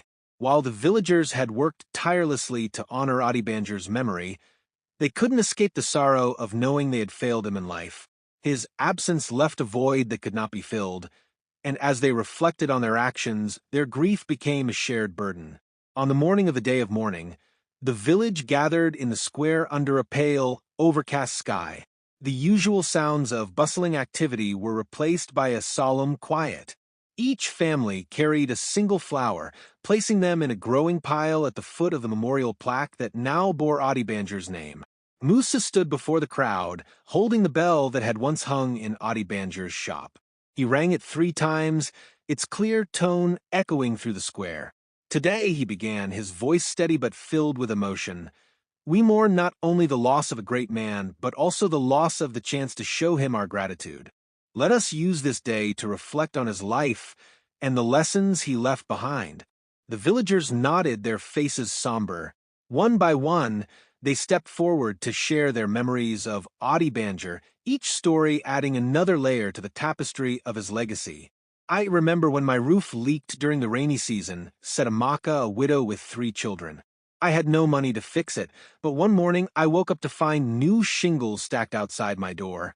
I didn't know it then, but now I realize it was Adebanjo." Chijioke, a young man who had worked as Adebanjo's apprentice, spoke next. "He taught me not just how to sew, but how to see the beauty in every detail. He said that even the smallest stitch could hold great importance, just like every act of kindness." Kuleichi, standing toward the back of the crowd, finally summoned the courage to speak. He stepped forward, his head bowed, and took a deep breath. "I was the one who judged him the most," he admitted, his voice trembling. "I spread rumors about him, and I turned others against him. But now I see how wrong I was. I let my ignorance blind me to his goodness. I'm sorry, Adebanjo. I'll spend the rest of my life trying to live by your example." Tears filled the eyes of many as Kuleichi's words hung in the air. Musa stepped forward, placing a comforting hand on his shoulder. "We all failed him in some way," Musa said gently. "But Adebanjo's life wasn't about judgment, it was about redemption. He gave us the tools to be better, and it's up to us to use them." The crowd murmured in agreement, their shared grief binding them together in a way they hadn't experienced before. They spent the rest of the morning in quiet reflection, walking through the village and visiting the places where Adebanjo's influence could still be felt. The repaired well, the sturdy bridge, and the vibrant school all stood as reminders of his quiet dedication. In the afternoon, the villagers returned to the square for a communal meal. Each family brought a dish to share, and as they sat together, they spoke not only of their sorrow but also of their hope. The meal was a celebration of unity, a way to honor Adebanjo by embodying the values he had lived by. As the sun began to set, Musa gathered the villagers around the memorial plaque. He held up one of Adebanjo's unfinished garments, a simple but elegant coat, and draped it over the plaque. "This coat represents his life's work," Musa said. "He spent his days stitching the fabric of our lives, not just with thread but with love and sacrifice. Let it remind us that his work is not finished. It is up to us to continue it." The villagers bowed their heads as Musa lit a single candle and placed it beside the plaque. One by one, others followed, lighting their own candles until the square was filled with a warm, flickering glow. The collective light was a powerful symbol of the unity that Adebanjo had always envisioned for the village. That evening, as the villagers returned to their homes, they carried with them a renewed sense of purpose. The day of mourning had been a time of sorrow, but it had also been a time of healing. They had confronted their regrets, shared their grief, and found strength in their shared commitment to honoring Adebanjo's legacy. From that day forward, the day of mourning became a cherished tradition. It was a time not only to remember Adebanjo, but also to reflect on the importance of humility, kindness, and community. Though the tailor was gone, his spirit continued to guide the village, reminding them that true greatness lies not in being seen but in making a difference. The day of mourning had left the village united in grief and determination.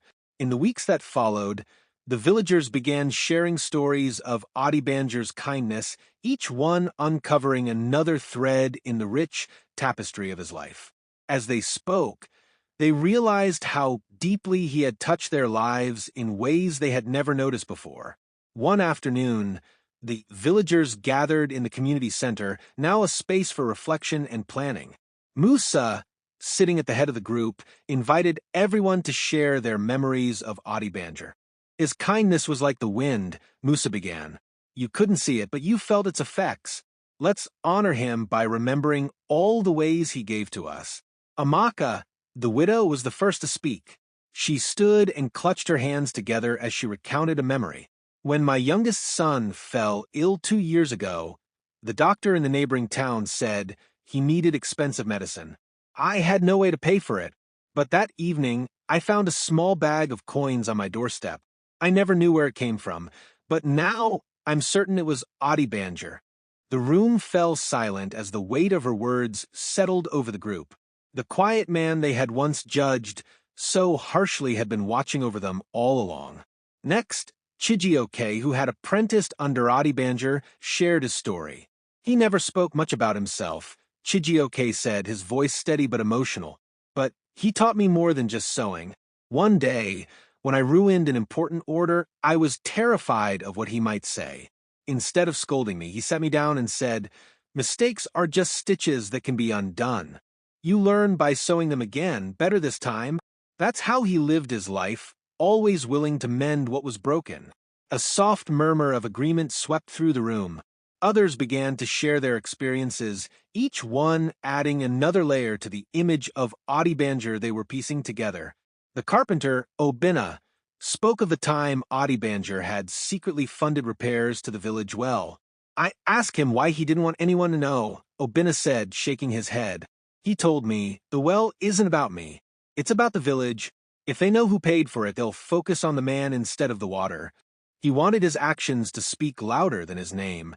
Even the children had stories to tell. One little girl stood shyly before the group, clutching her mother's hand. "Last winter, I didn't have a warm coat," she said in a small voice. "Then one day, I found one outside our door. It was so pretty, and it fit perfectly. My mama said it was from an angel, but now I think it was from Mr. Adebanjo." The villagers listened with rapt attention, their hearts heavy with both regret and admiration. For years, they had overlooked the quiet man who had been the backbone of their community. Now his life was unfolding before them like a carefully stitched pattern, each story a thread that connected them all. Even Kolechi, who had once been Adebanjo's harshest critic, stood to speak. His voice was thick with emotion as he recounted a moment he had never shared before. "I was ashamed to admit this until now," he began, his eyes cast downward. "But a few years ago, I was in a bad place. My crops had failed, and my family was struggling. One night, I found a sack of grain and a pouch of coins outside my door. I didn't know who left them, but it saved us. Looking back, I know it was him." Musa nodded, his face filled with a mixture of sadness and pride. "That's who he was," he said. "A man who gave without expecting anything in return, a man who saw the needs of others and acted quietly, humbly. And we," his voice broke slightly, "we didn't see him for who he truly was until it was too late." The room grew quiet as Musa's words sank in. The villagers realized that Adebanjo's life had been a masterwork of kindness, stitched together with love, sacrifice, and humility. They had misjudged him, but now they were determined to ensure that his legacy would never be forgotten. As the gathering came to an end, the villagers agreed to record these stories in a book to be kept in the library. They called it the Tailor's Threads, a collection of memories and lessons from a man whose life had been dedicated to weaving their community together. Each villager contributed their story, ensuring that Adebanjo's kindness would be remembered by future generations. The process of sharing and recording these stories brought a sense of healing to the village. It reminded them of the importance of looking beyond appearances, of seeking to understand rather than judge. And as they turned their memories into words, they felt as though they were stitching together a new garment, a garment of unity woven from the threads of gratitude and love. By the time the book was completed, it had become a symbol of the village's transformation. Each page was a testament to Adebanjo's legacy, Reminder that even the quietest acts of kindness could leave an indelible mark. And though the tailor was gone, his spirit lived on in the stories they told, the values they upheld, and the community he had built with his steady, unseen hands. Musa, the village butcher, had always been the life of the square. His laughter echoed across the market, and his generosity made him a beloved figure. But since Adebanjo's passing, a shadow had fallen over him. The weight of his grief and guilt pressed heavily on his broad shoulders, and even as the village began to heal, Musa struggled to reconcile his emotions. For years, Musa had been praised as a hero for his acts of charity, but now he felt like a fraud. Every piece of meat he had given to the poor, every family he had helped, had been made possible by Adebanjo's silent contributions. And though the villagers now knew the truth, Musa couldn't shake the feeling that he had failed his friend. One evening, as the sun dipped below the horizon, Musa sat alone in his shop. The usual bustle of the market had faded, and the silence felt deafening. He stared at the cleaver in his hand, its blade dull from a day's work, and thought of the tailor's hands, steady, skilled, and always moving to create something meaningful. I should have spoken up sooner, Musa muttered to himself. I should have told them. Maybe then he wouldn't have been so alone. The door to his shop creaked open, breaking the silence. Chijioke, Adebanjo's former apprentice, stepped inside, his face hesitant but kind. Musa, he began, I thought you might like some company. Musa managed a weak smile. You're too young to spend your evenings with an old butcher, he said, his voice heavy with sorrow. Chijioke shook his head and pulled up a stool. I wanted to talk about Master Adebanjo. I think he'd want us to keep his memory alive, not just in what we say, but in what we do. Musa sighed, setting down the cleaver. I feel like I failed him, he admitted. I stayed silent while the villagers judged him. I let them think I was the one helping when it was really him. And now he's gone. Chijioke placed a reassuring hand on Musa's arm. You kept his secret because he asked you to. You honored his wishes. That's not failure, it's loyalty. And now, by telling the truth, you've ensured that everyone knows who he truly was. Musa nodded slowly, though the ache in his chest remained. It's just, I miss him. His visits, his quiet advice. He had a way of making you feel like everything would be okay, even when the world seemed to be falling apart. Chijioke smiled faintly. He had that effect on everyone, and I think that's why we have to keep going. He wouldn't want us to dwell on what we didn't do. He'd want us to focus on what we can do now. Musa looked at the young man, seeing a reflection of the tailor's wisdom in his words. You're right, he said, his voice steadier. Adebanjo wouldn't want us to live in regret. He'd want us to take what we've learned from him and use it to make this village better. The two men sat in silence for a moment, the air between them heavy with shared understanding. Finally, Musa stood and walked to a small shelf in the corner of his shop. He returned with a dusty wooden box, which he placed on the counter. This belonged to Adebanjo, Musa said, opening the box to reveal a collection of tools and small fabric swatches. He gave it to me years ago, said I'd know what to do with it when the time came. I think he wanted me to pass it on. Chijioke's eyes widened as he looked at the contents of the box. The tools were simple but well-worn, each one bearing the marks of years of use. These were his, he whispered, his voice filled with reverence. He never mentioned them to me. Musa nodded. He believed in giving things quietly, even knowledge. I think he saw something in you. Chijioke, maybe it's time for you to carry on his work. The young man hesitated, the weight of the responsibility sinking in. But then he straightened, his expression resolute. I'll do my best, he said. For him and for the village. Musa placed a hand on Chijioke's shoulder, his grip firm and reassuring. I know you will, and I'll be here to help however I can. As Chijioke left the shop with the box in hand, Musa felt a sense of peace he hadn't known in weeks. Though the pain of losing Adebanjo would never fully fade, he realized that his friend's legacy was not lost. It lived on in the people he had touched, in the lessons he had taught, and in the quiet strength he had instilled in the village. That night, as Musa closed up his shop, he looked out at the square. The light from the library's windows spilled onto the cobblestones, and the sound of laughter drifted through the air. The village, once fractured by misunderstanding, was whole again, held together by the threads of a tailor's love, and in that moment, Musa knew that Adebanjo's spirit would never truly leave them. It was in every stitch, every act of kindness, and every quiet moment of reflection. It was in the fabric of the village itself, woven together by the hands of a man who had given everything and asked for nothing in return. The day after Chijioke received Adebanjo's box of tools, he found himself standing outside the tailor's old shop. The familiar wooden door, its paint faded from years of use, now seemed to carry an air of reverence. It had once been a hub of quiet industry, a place where Adebanjo's steady hands had worked tirelessly to create garments that clothed not just bodies but spirits. Now, it was a space filled with silence, waiting for its next chapter. Chijioke hesitated for a moment before pushing the door open. The shop had been left largely untouched since Adebanjo's passing. Bolts of fabric still lined the shelves, their vibrant colors muted by a thin layer of dust. The sewing machine sat at the center of the room, its metal gleaming faintly in the sunlight that streamed through the window. Everything was as Adebanjo had left it, as though he might walk in at any moment to resume his work. Taking a deep breath, Chijioke stepped inside and closed the door behind him. The air was heavy with memories, and he could almost hear the hum of the sewing machine, the sound of scissors slicing through fabric, and the soft murmur of Adebanjo's voice as he guided him through his first stitches. Setting the wooden box on the work table, Chijioke carefully opened it again. Inside, he found not only tools and fabric swatches, but also a small, folded piece of paper.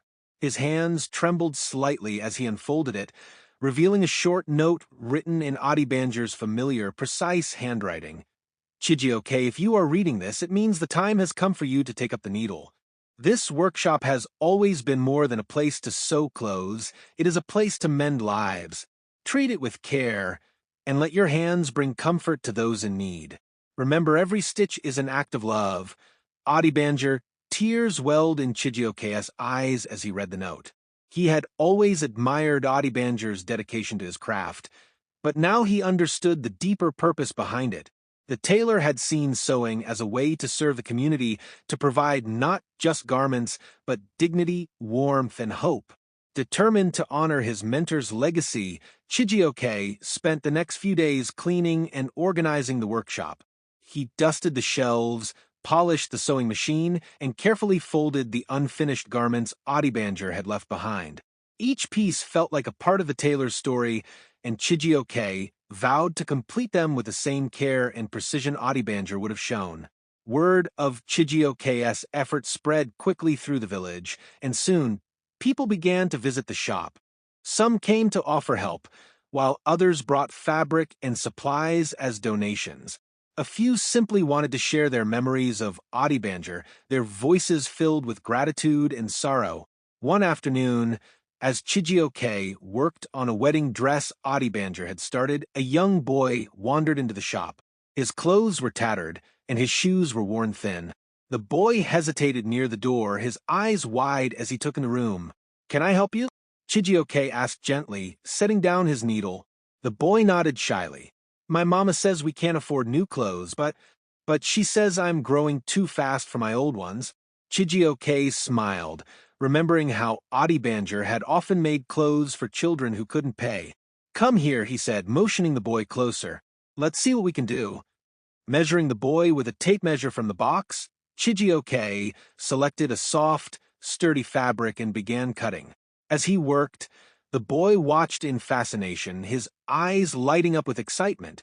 Within a few hours, Chijioke had crafted a simple but well-made outfit that fit the boy perfectly. "Thank you, sir," the boy said, beaming as he admired his reflection in a small mirror. "I feel like a king." Chijioke chuckled, ruffling the boy's hair. "You're welcome. Now go show your mama." As the boy ran out the door, Chijioke felt a sense of fulfillment he hadn't known before. In that moment, he understood what Adebanjo had meant about the workshop being a place to mend lives. It wasn't just about sewing, it was about making people feel seen, valued, and cared for. Over time, the tailor's workshop became a beacon of hope for the village. Chijioke took on the role of the community's new tailor, But he also carried on Adebanjo's tradition of quiet generosity. He often worked late into the night, crafting clothes for those in need and leaving them anonymously on doorsteps, just as Adebanjo had done. The villagers, inspired by Chijioke's dedication, began to contribute in their own ways. Some donated fabric, others volunteered their time, and a few even learned basic sewing skills to help with larger projects. The workshop became a symbol of unity, a place where the spirit of Adebanjo lived on through every stitch. One evening, as Chijioke sat at the sewing machine, finishing the last of Adebanjo's unfinished garments, he felt a profound sense of peace. The tailor's legacy had not only been preserved, but had grown into something even greater. Chijioke knew he could never replace Adebanjo, but he didn't need to. His mentor's teachings were woven into every thread, guiding him as he carried the torch forward. And as the hum of the sewing machine filled the room, Chijioke whispered, "This is for you, Master Adebanjo. Thank you for everything." The tailor's workshop became more than just a place for stitching clothes. It became a center of learning and inspiration. Chijioke's work had rekindled a sense of purpose in the village, and many people, young and old, began to gather at the shop not just to watch but to learn. The lessons Adebanjo had quietly instilled in Chijioke were now being passed on, weaving the community even closer together. One morning, as Chijioke prepared to start his day, a group of children arrived at the workshop. They stood shyly at the door, their eyes wide with curiosity. Chijioke looked up from his sewing machine and smiled. "Come in," he said warmly. "What brings you here?" A girl with bright eyes stepped forward, clutching a small bundle of fabric. "We heard you're teaching people how to sew," she said. "We want to learn." Chijioke's smile widened. "Then you've come to the right place. Sewing isn't just about making clothes, it's about creating something useful, something beautiful. It's a skill that can help you and others." The children gathered around the table as Chijioke began to demonstrate. He showed them how to thread a needle, cut fabric, and make simple stitches. The children watched intently, their small hands fumbling at first, but growing steadier with practice. Laughter filled the workshop as they experimented, their enthusiasm infectious. Soon, the sewing lessons became a regular part of the village's routine.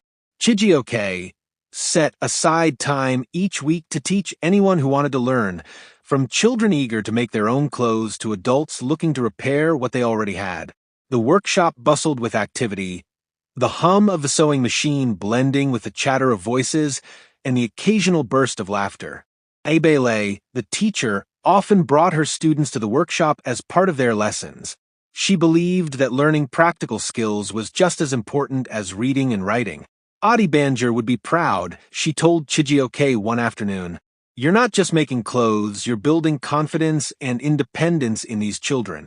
Chijioke nodded, his heart swelling with gratitude. "I'm just continuing what he started," he said. "This workshop was never just about sewing. It was about giving people the tools to help themselves and each other." One of the most eager learners was a boy named Nnamdi, whose family struggled to make ends meet. Nnamdi had a knack for creativity, and under Chijioke's guidance, he quickly excelled. He began designing his own patterns, experimenting with colors and textures, and even mending clothes for his neighbors.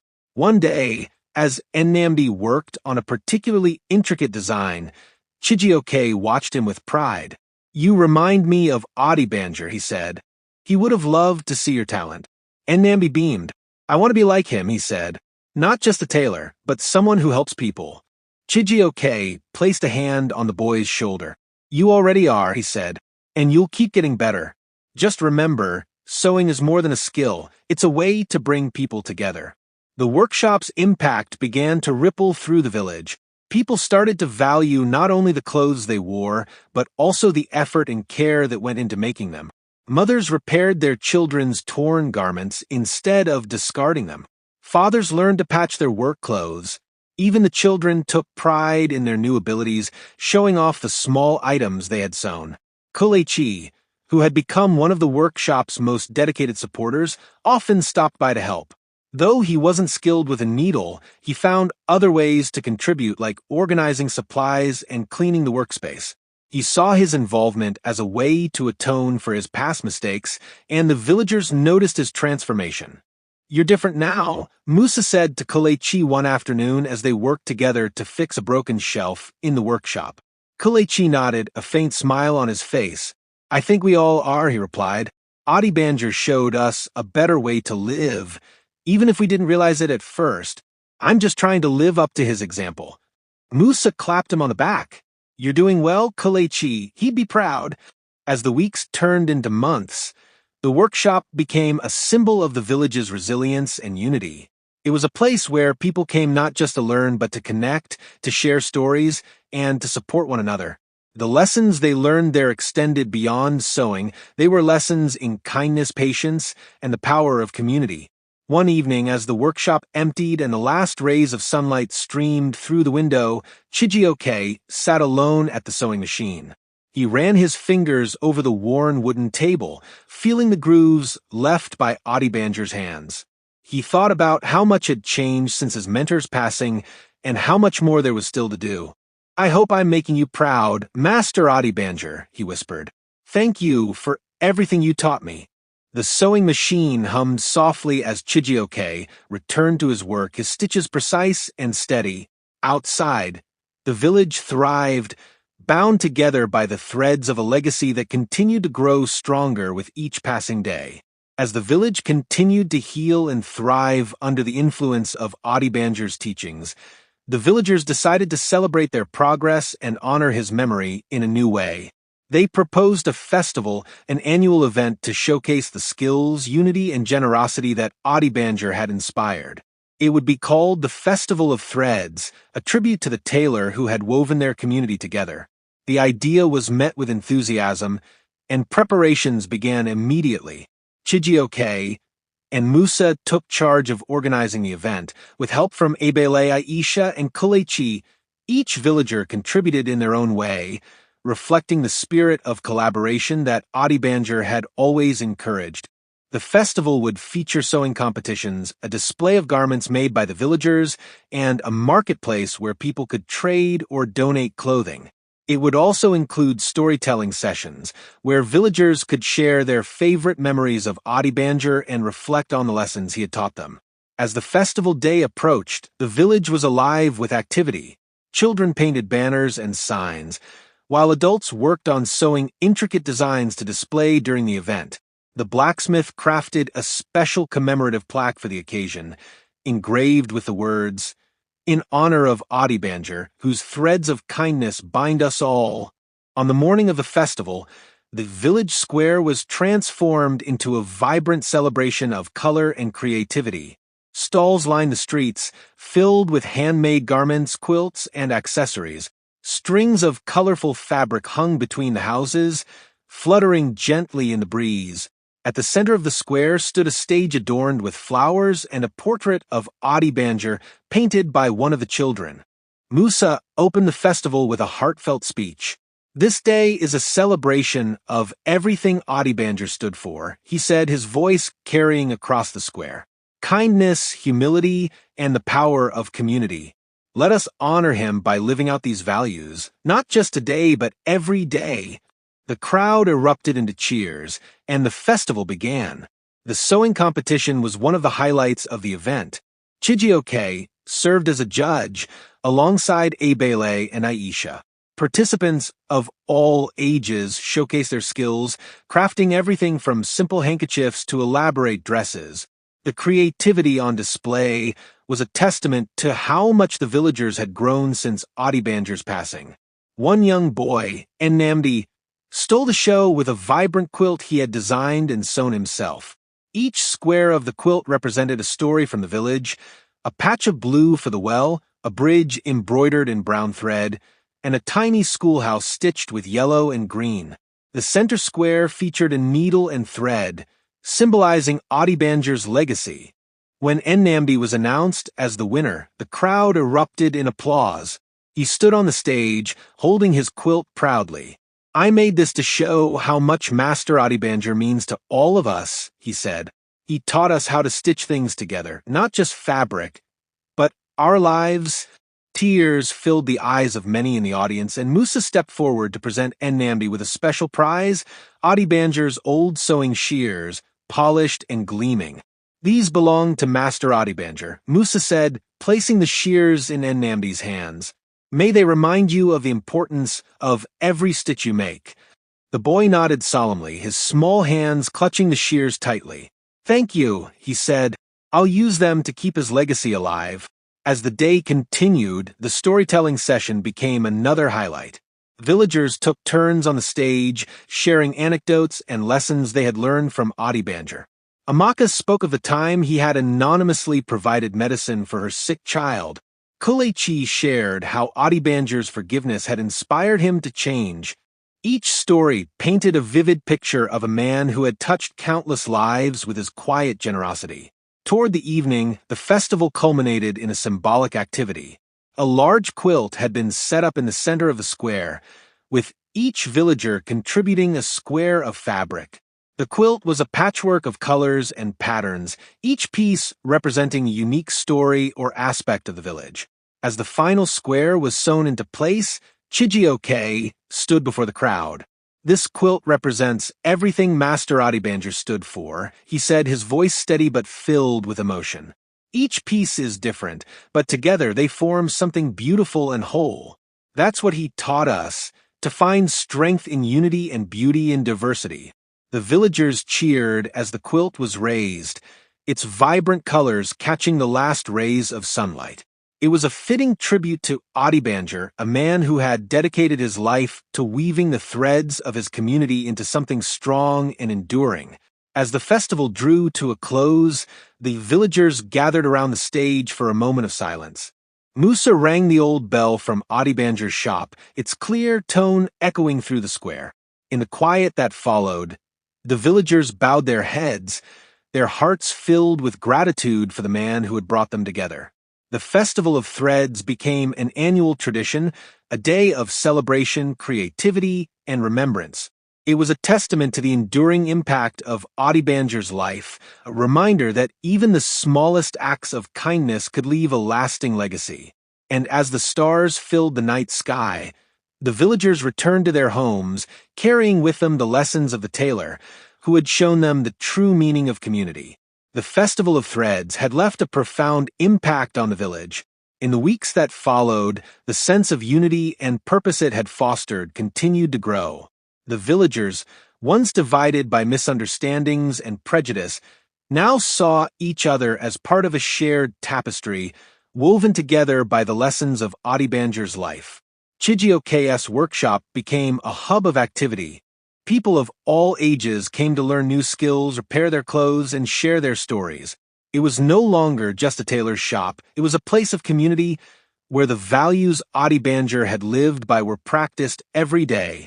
One afternoon, Chijioke was working on a special project, a series of uniforms for the village school, when a group of children burst into the shop. Among them was Nnamdi, carrying his quilt from the festival.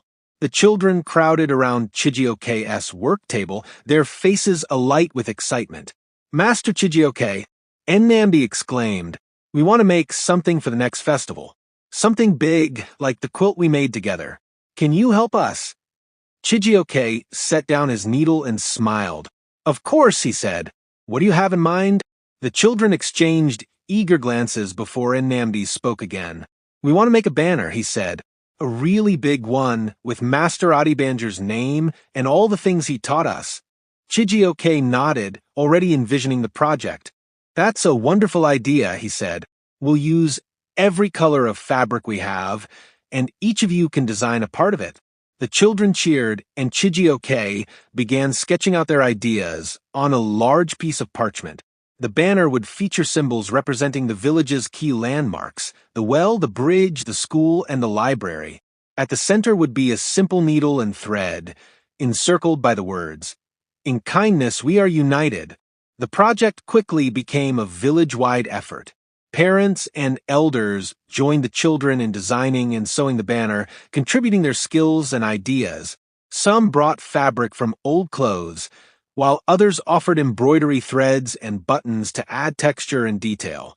The workshop buzzed with activity as the banner took shape, its vibrant colors reflecting the spirit of the community. As they worked, the villagers shared stories of Adebanjo's influence, laughing and reminiscing as they stitched. The banner became more than just a symbol of the festival. It was a testament to how far they had come as a community. Every thread they wove into the fabric carried a piece of their shared history, reminder of the man who had brought them together. When the banner was finally completed, it was unveiled in the village square during a special ceremony. The villagers gathered to admire the masterpiece, its intricate designs and bold colors a reflection of their unity and creativity. Musa stood at the front of the crowd, holding the plaque that had been engraved for the occasion. This banner, Musa began, his voice steady but emotional, is more than just a tribute to Adebanjo. It's a symbol of what he taught us, that kindness, humility, and community are the threads that hold us together. Let it remind us, every time we see it, of the power of quiet generosity. The crowd erupted into applause as the banner was raised above the square, its colors catching the sunlight. The villagers stood in awe, their faces glowing with pride and gratitude. For a moment, it felt as though Adebanjo himself was there, watching over them with his quiet smile. The banner became a permanent fixture in the village square, a daily reminder of Adebanjo's enduring legacy. Travelers passing through the village often stopped to admire it, drawn by its beauty and the stories it represented. And as the villagers shared those stories, they carried forward the lessons they had learned from the tailor who had given them so much. Over time, the banner came to symbolize more than just the village's history. It became a beacon of hope, inspiring other communities to embrace the values of kindness and unity. Villagers who traveled to nearby towns often spoke of Adebanjo's life and the impact he had left behind, spreading his teachings far beyond the borders of their small home. As the years passed, the village continued to thrive, its prosperity rooted in the lessons of the past. The school expanded, the library grew its collection, and the tailor's workshop remained a cherished space for learning and connection.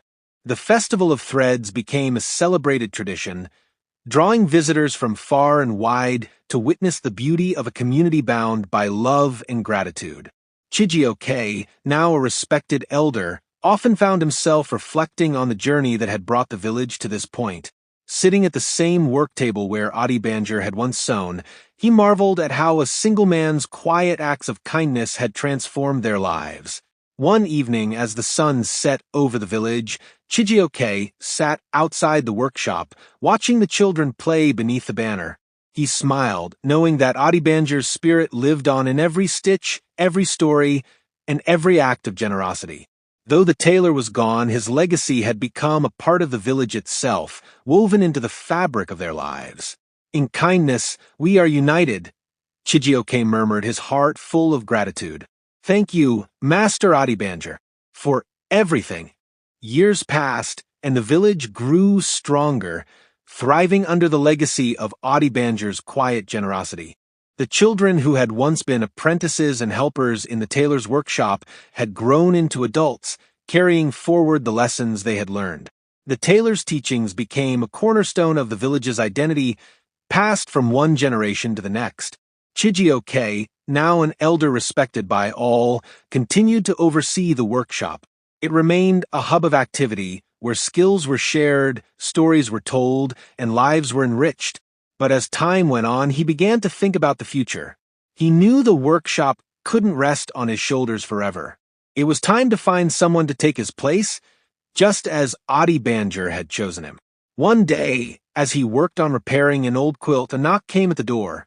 Chijioke looked up to see a young girl standing in the doorway, her hands clutching a bundle of fabric. Her wide eyes and nervous demeanor reminded him of himself when he had first entered Adebanjo's shop all those years ago. "Come in," Chijioke said with a warm smile. "What can I do for you?" The girl hesitated before stepping forward. "My name is Ada," she said softly. "I want to learn how to sew." Chijioke set down his work and gestured for her to sit.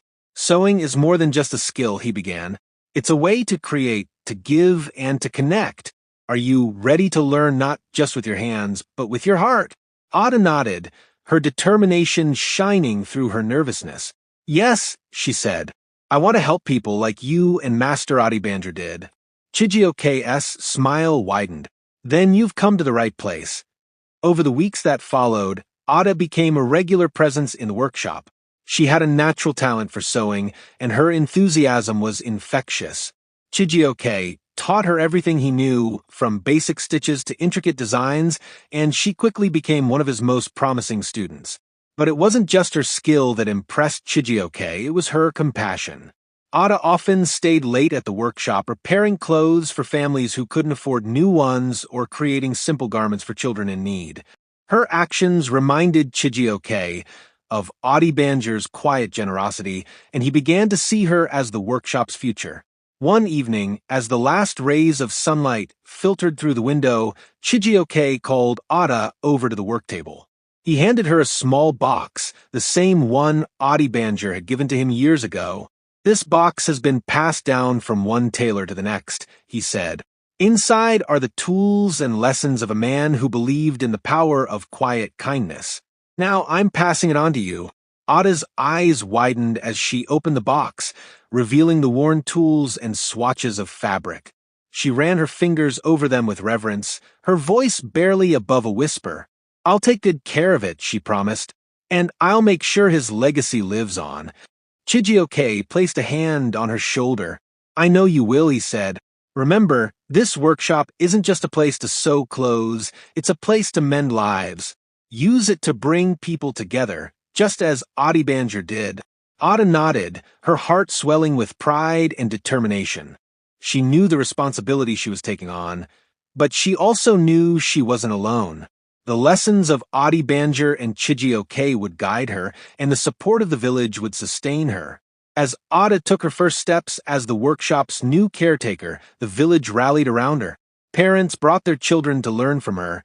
Neighbors offered fabric and supplies, and elders shared stories of Adebanjo and Chijioke to inspire her journey. The workshop continued to thrive, its legacy growing stronger with each passing day.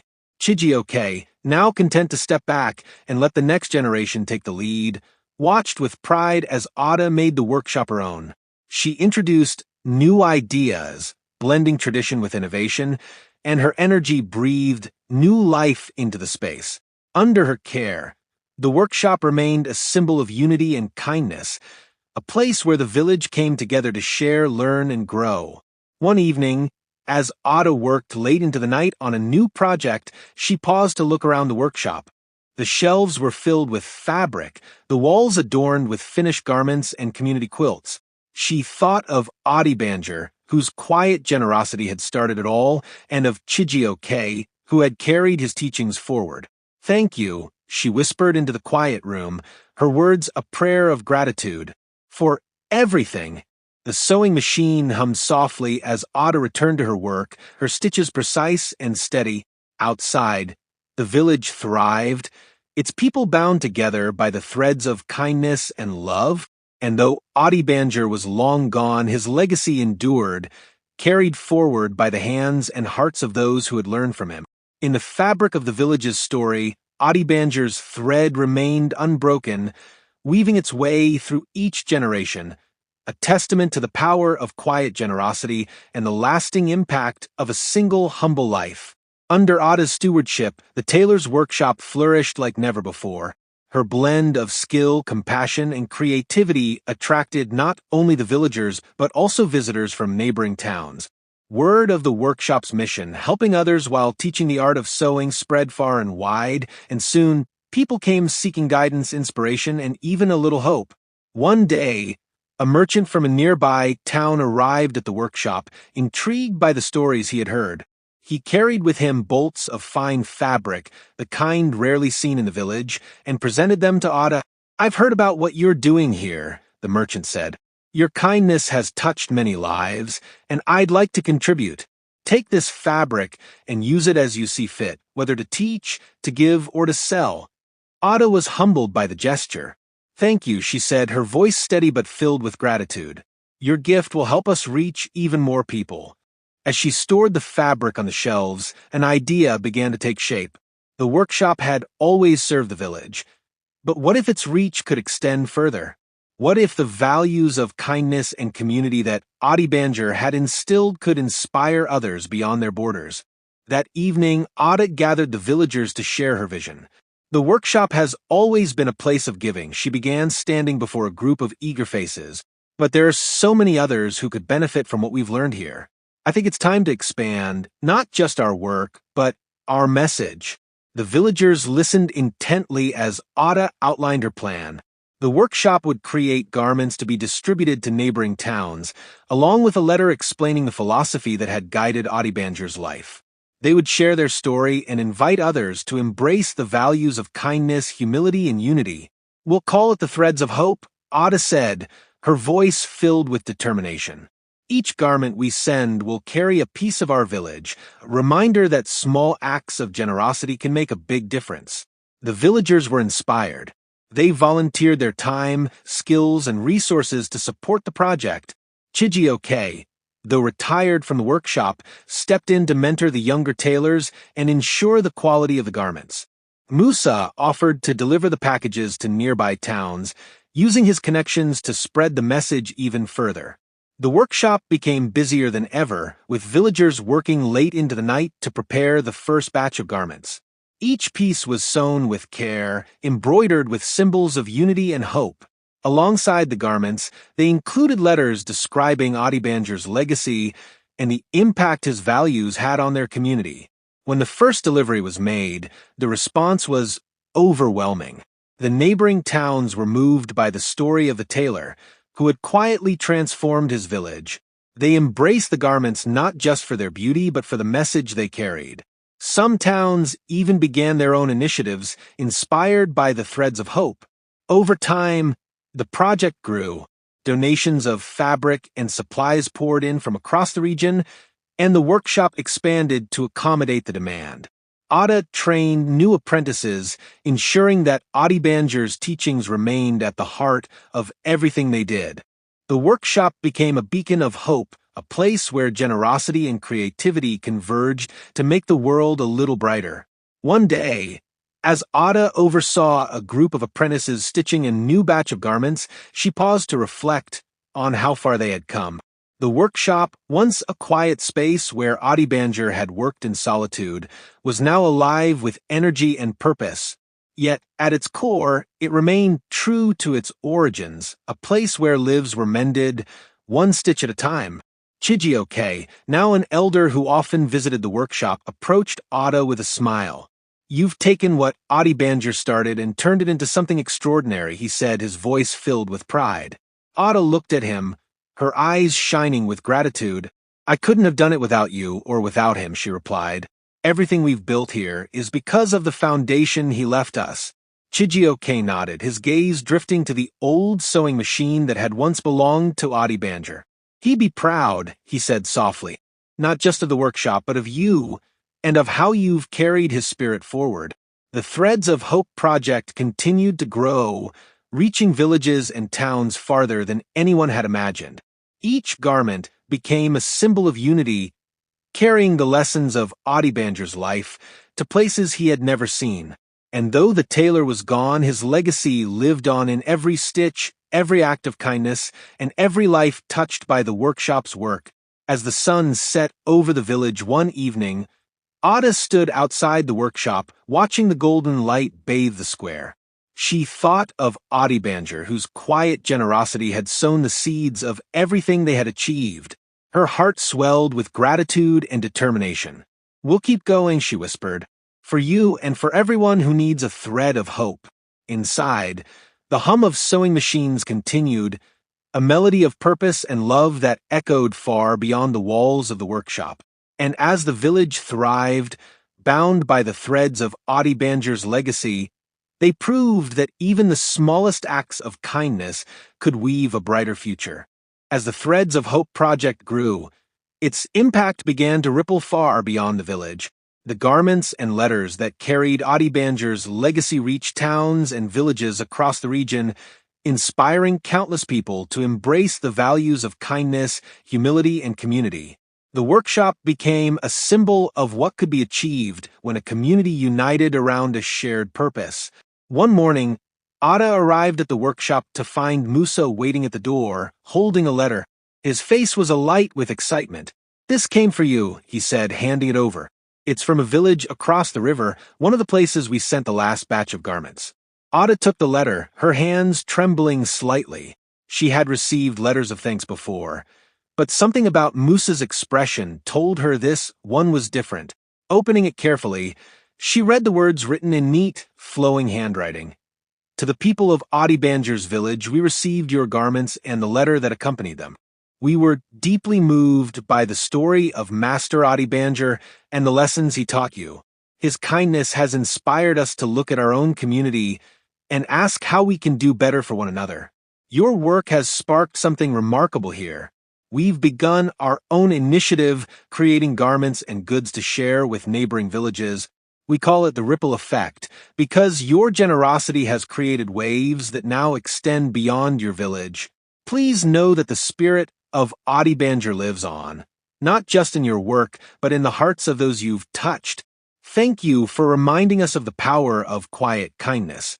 With gratitude, the people of Awanke village, Ada's eyes brimmed with tears as she finished reading. She looked up at Musa, her voice trembling with emotion. "They've started their own project," she said. "They're calling it the ripple effect. Adebanjo's legacy is spreading even further than we ever imagined." Musa grinned, his own eyes shining. "He would have been so proud of you, Ada. Of all of us." Word of the letter spread quickly through the village, and the news was met with joy and pride. The villagers gathered that evening in the square to celebrate the impact their work was having. As they shared stories and laughter, they reflected on how much had changed since the days when Adebanjo worked quietly in his shop, unnoticed and misunderstood. "It's amazing to think about how far his influence has reached," Chijioke said, addressing the crowd.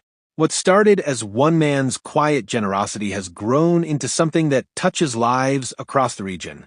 And it's all because he believed in the power of kindness." The villagers nodded in agreement, their faces glowing with pride and gratitude. They knew that none of this would have been possible without Adebanjo's example, or without the unity and determination they had found in the wake of his passing. In the weeks that followed, the Threads of Hope project continued to expand. The workshop received more letters from towns and villages inspired by their work, each one a testament to the enduring power of Adebanjo's teachings. Some communities sent back their own creations, garments, quilts, and handmade goods as tokens of gratitude and solidarity. Ada and her team began documenting these exchanges in a new book titled The Ripple Effect: Stories from the Threads of Hope. It became a cherished record of the connections they had forged and the lives they had touched. The book was kept in the library alongside the Tailor's threads, ensuring that future generations would know the full extent of Adebanjo's impact. One day, as Ada flipped through the pages of letters and photographs, she felt a deep sense of fulfillment. The workshop had grown beyond anything she or Chijioke could have imagined, but it remained true to its purpose: to bring people together through acts of kindness and generosity. Chijioke, who often visited the workshop to offer guidance and support, shared Ada's pride. "Adebanjo planted the seeds," he said one afternoon as they worked side by side, "and we've all helped them grow. But what's most remarkable is that those seeds are now being carried by the wind, planting new gardens in places he never even dreamed of." Ada nodded, her heart swelling with gratitude. "It's humbling to think about," she said. "He never sought recognition, but his work has inspired so many people. It's proof that even the smallest actions can have the greatest impact." As the sun set over the village that evening, the light from the workshop spilled onto the cobblestone streets, casting a warm glow that seemed to reach beyond its walls. Inside, the hum of sewing machines continued, accompanied by the laughter and chatter of people working together. The spirit of Adebanjo was alive in every stitch, every smile, and every act of kindness. And as the village thrived, its people knew that they were part of something greater, an ever-expanding circle of generosity and love, woven together by the threads of a tailor's quiet but enduring legacy. The letter from Awanke village sparked an idea in Ada's mind. The success of the threads of hope and the ripple effect it had inspired was proof of the power of collaboration and shared values. What if the villages that had been touched by Adebanjo's legacy could come together, not just in spirit but in person? The thought filled her with excitement. One evening, as the workshop bustled with activity, Ada called a meeting with Chijioke, Musa, and other key villagers. She laid out her vision for a gathering that would bring together all the communities connected by the threads of hope. "We've seen how Adebanjo's teachings have united our village," Ada began, her voice steady and filled with conviction. "And now we know that his legacy has reached even farther than we ever imagined.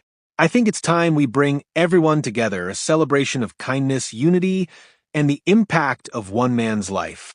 The room buzzed with energy as the villagers discussed the idea. They decided to call it the Gathering of Threads, an event that would showcase the creativity and compassion of each participating community. Every village would be invited to bring their handmade creations, share their stories, and contribute to a communal quilt symbolizing their shared connection. The planning began immediately. Invitations were sent to villages and towns across the region, each letter accompanied by a small, embroidered token of friendship. The villagers worked tirelessly to prepare, sewing banners, arranging accommodations, and organizing events for the gathering. The excitement was palpable, and everyone wanted to contribute. When the day of the gathering arrived, the village square was transformed into a vibrant festival. Stalls lined the streets displaying handmade garments, quilts, and other crafts. Colorful banners fluttered in the breeze, and the air was filled with the sounds of laughter, music, and the hum of sewing machines. The visiting communities arrived in groups, each greeted with warmth and hospitality. Awanke village was among the first to arrive, carrying with them their own creations inspired by the threads of hope. Other villages brought unique offerings from woven baskets to intricately embroidered tapestries. One of the highlights of the event was the communal quilt. Each village contributed a square representing their community's values and the impact Adebanjo's teachings had on their lives. The quilt was pieced together in the center of the square, a collaborative effort that brought people together in a powerful display of unity. As the final stitch was sewn, Ada stood before the crowd, her heart swelling with pride and gratitude. The quilt was a masterpiece, its vibrant colors and intricate designs a testament to the creativity and compassion of everyone gathered. "This quilt represents more than just our work," Ada said, addressing the crowd. "It represents the threads that connect us all, the shared values of kindness, humility, and community that Master Adebanjo taught us. His life was a quiet one, but his legacy is anything but."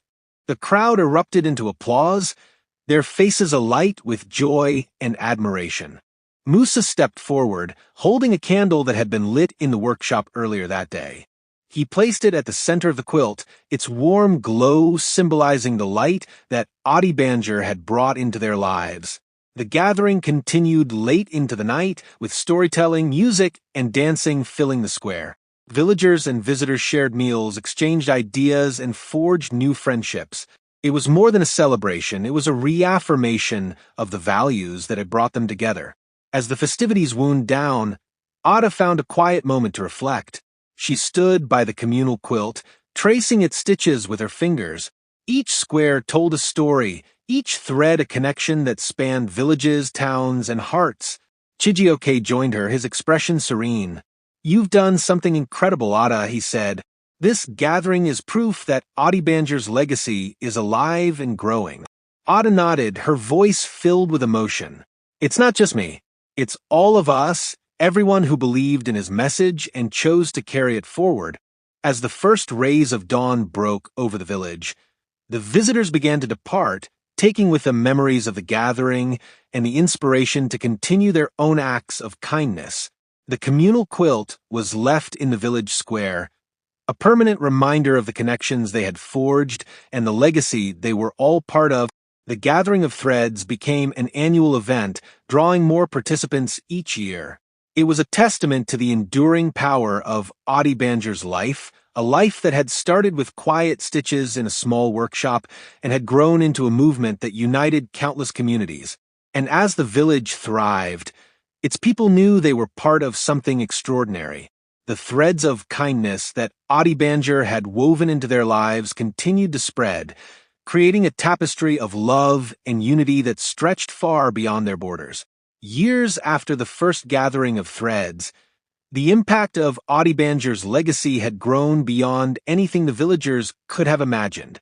What began as a single workshop's effort to spread kindness had blossomed into a network of interconnected communities, each inspired by the Tailor's teachings. The annual gatherings became a cornerstone of this movement, bringing people together to celebrate their shared values and accomplishments. One morning, as Ada prepared for another busy day in the workshop, she received an unexpected visitor. A man dressed in a crisp suit, carrying a leather briefcase, entered the shop and introduced himself as Mr. Tunde, a representative from a foundation that supported humanitarian initiatives across the region. "We've heard about your work," Mr. Tunde said, his voice warm but professional. "The story of Adebanjo's legacy and the Threads of Hope project has reached far beyond this village. We believe it's a model of how small acts of kindness can create lasting change. Our foundation would like to help you expand your efforts even further." Ada was stunned. The idea of expanding their work beyond the region had never occurred to her, but the thought was both exciting and daunting. "What would that involve?" she asked, her voice steady despite the whirlwind of emotions swirling within her. Mr. Tunde smiled. "We would provide resources, funding, and a platform to share your story on a global scale. Imagine workshops like this one in villages and cities across the world, all inspired by the same principles of kindness and unity." The villagers, when they heard the news, were equally astonished and excited. The possibility of spreading Adebanjo's legacy to an international audience filled them with pride and determination. They worked together to draft a plan, with Ada, Chijioke, and Musa at the helm. The foundation's support allowed them to establish new workshops in neighboring countries, each modeled after Adebanjo's original shop. They trained local tailors to carry forward the mission, providing them with the tools and guidance needed to create their own threads of hope initiatives. The workshops became hubs of community activity, fostering unity and creativity while addressing local needs. At the same time, the annual Gathering of Threads expanded to include participants from these new workshops. The communal quilt grew larger each year, with squares contributed by communities from across the globe. Each piece told a unique story, yet they all shared the common thread of kindness that had started in a small village many years ago. One year, during the Gathering of Threads, a delegation from a distant country presented a square for the communal quilt. It featured a design of intertwined hands, symbolizing the connections forged through Adebanjo's legacy. As they shared their story, they described how the workshop in their village had transformed lives, providing not only clothing but also education, job opportunities, and hope. Ada, now a seasoned leader and mentor, felt tears well in her eyes as she listened. The impact of Adebanjo's life had grown beyond anything she or Chijioke could have envisioned. His values of quiet generosity and humility had inspired a global movement, proving that even the smallest acts of kindness could ripple outward to create profound change. One evening, as Ada sat in the now expanded workshop, she reflected on the journey that had brought them here. She thought of Adebanjo, whose hands had crafted not just garments, but the foundation of a better world. She thought of Chijioke, whose steady guidance had helped her find her path. And she thought of the villagers whose unwavering support had turned a simple idea into a global force for good. Chijioke, now in his twilight years, joined her, his steps slow but sure. "It's amazing, isn't it?" he said, his voice filled with wonder. "To think that all of this started with a man, a needle, and a thread." Ada smiled, her heart swelling with gratitude. "He taught us that kindness doesn't need to be loud to be powerful," she said. And now, his message is reaching people he never even met. It's incredible. As the hum of the sewing machines filled the room, Ada and Chijioke sat in comfortable silence, watching the apprentices work. The workshop was no longer just a place for sewing. It was a symbol of unity, a beacon of hope, and a testament to the enduring power of quiet generosity. Outside, the village square buzzed with life as people from different corners of the world came together, bound by the threads of Adebanjo's legacy. The communal quilt, now too large to display in the square, was carefully folded and preserved, a living record of the countless lives touched by his teachings. And as the stars filled the night sky, the village remained a source of light and inspiration, proving that one man's quiet acts of kindness could weave a legacy that spanned the globe. The village was now a beacon of hope, known far and wide as the birthplace of the Threads of Hope movement. The annual gathering of Threads had grown into an international celebration, and the workshops inspired by Adebanjo's legacy continued to transform lives across the globe. Yet, amidst all the growth and progress, the heart of the movement remained rooted in the simple values that Adebanjo had lived by: kindness, humility, and unity. One evening, as the village prepared for the next gathering of Threads, Ada sat outside the workshop, watching the sun set over the hills. The golden light bathed the square, illuminating the communal quilt that now hung in a glass display near the library. Each square was a testament to the connections forged through kindness, a reminder of how far the movement had come. Chijioke joined her, his step slower than before, but still steady. He carried a small wooden box, the same one Adebanjo had passed to him years ago. Setting it down between them, he opened it carefully, revealing the tools, fabric swatches, and notes that had once belonged to the tailor. "I've been thinking about this box," Chijioke said, his voice quiet but filled with emotion. "It's carried Adebanjo's spirit through generations, and now it's time for us to ensure it continues to inspire future ones." Ada looked at him, her eyes brimming with tears. "What do you mean?" she asked. Chijioke smiled. "We've built so much from his teachings, but we can do more. Let's document everything: his life, his lessons, the movement he inspired, so that his story is never forgotten." Together, they began to compile the Book of Threads, a comprehensive record of Adebanjo's life and the global movement that had grown from his humble acts of kindness. The book included stories from the villagers, letters from workshops around the world, and photographs of the communal quilt. It also featured Adebanjo's handwritten notes, preserving his wisdom for future generations. The process of creating the book became a deeply emotional journey for Ada and Chijioke. They laughed, cried, and marveled at the impact of a man who had lived so quietly, yet so profoundly. When the book was finally completed, it was placed in the library alongside the tailor's Threads and the Ripple Effect. A copy was also sent to every workshop in the network, ensuring that Adebanjo's legacy would continue to inspire. The next gathering of Threads was the largest yet, with participants from every corner of the world. The square was filled with color and energy as people shared their creations, stories, and gratitude. At the center of the event was a special ceremony to unveil the Book of Threads. Ada stood before the crowd, holding the book with reverence. "This book is a tribute to Master Adebanjo," she said, her voice steady but filled with emotion. "It is a record of his life, his teachings, and the countless lives he has touched. But more than that, it is a reminder of what we can achieve when we choose kindness and unity." The crowd erupted into applause as the book was placed on a podium for everyone to see. One by one, participants approached to sign their names in the back of the book, symbolizing their commitment to carrying forward Adebanjo's legacy. As the day turned to night, the square glowed with lanterns, and the communal quilt was displayed in its full glory. People from different cultures, languages, and backgrounds came together, united by the threads of kindness that had started in a small tailor's workshop. Later that evening, Ada and Chijioke stood together near the quilt, watching the crowd. "Do you think he ever imagined this?" Ada asked, her voice soft. Chijioke shook his head, a gentle smile on his face. "No, I don't think he did. But I think he would have been proud, not just of what we've built, but of how we've stayed true to his values. Ada nodded, her heart full of gratitude.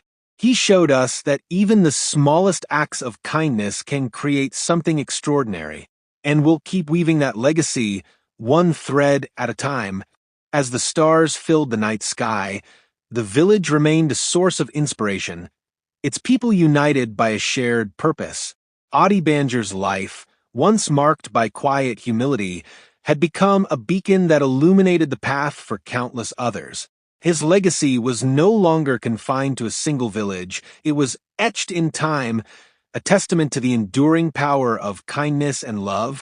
And as the world continued to change and grow, the threads of Adebanjo's legacy remained unbroken, weaving new stories and connections, ensuring that his spirit would live on forever.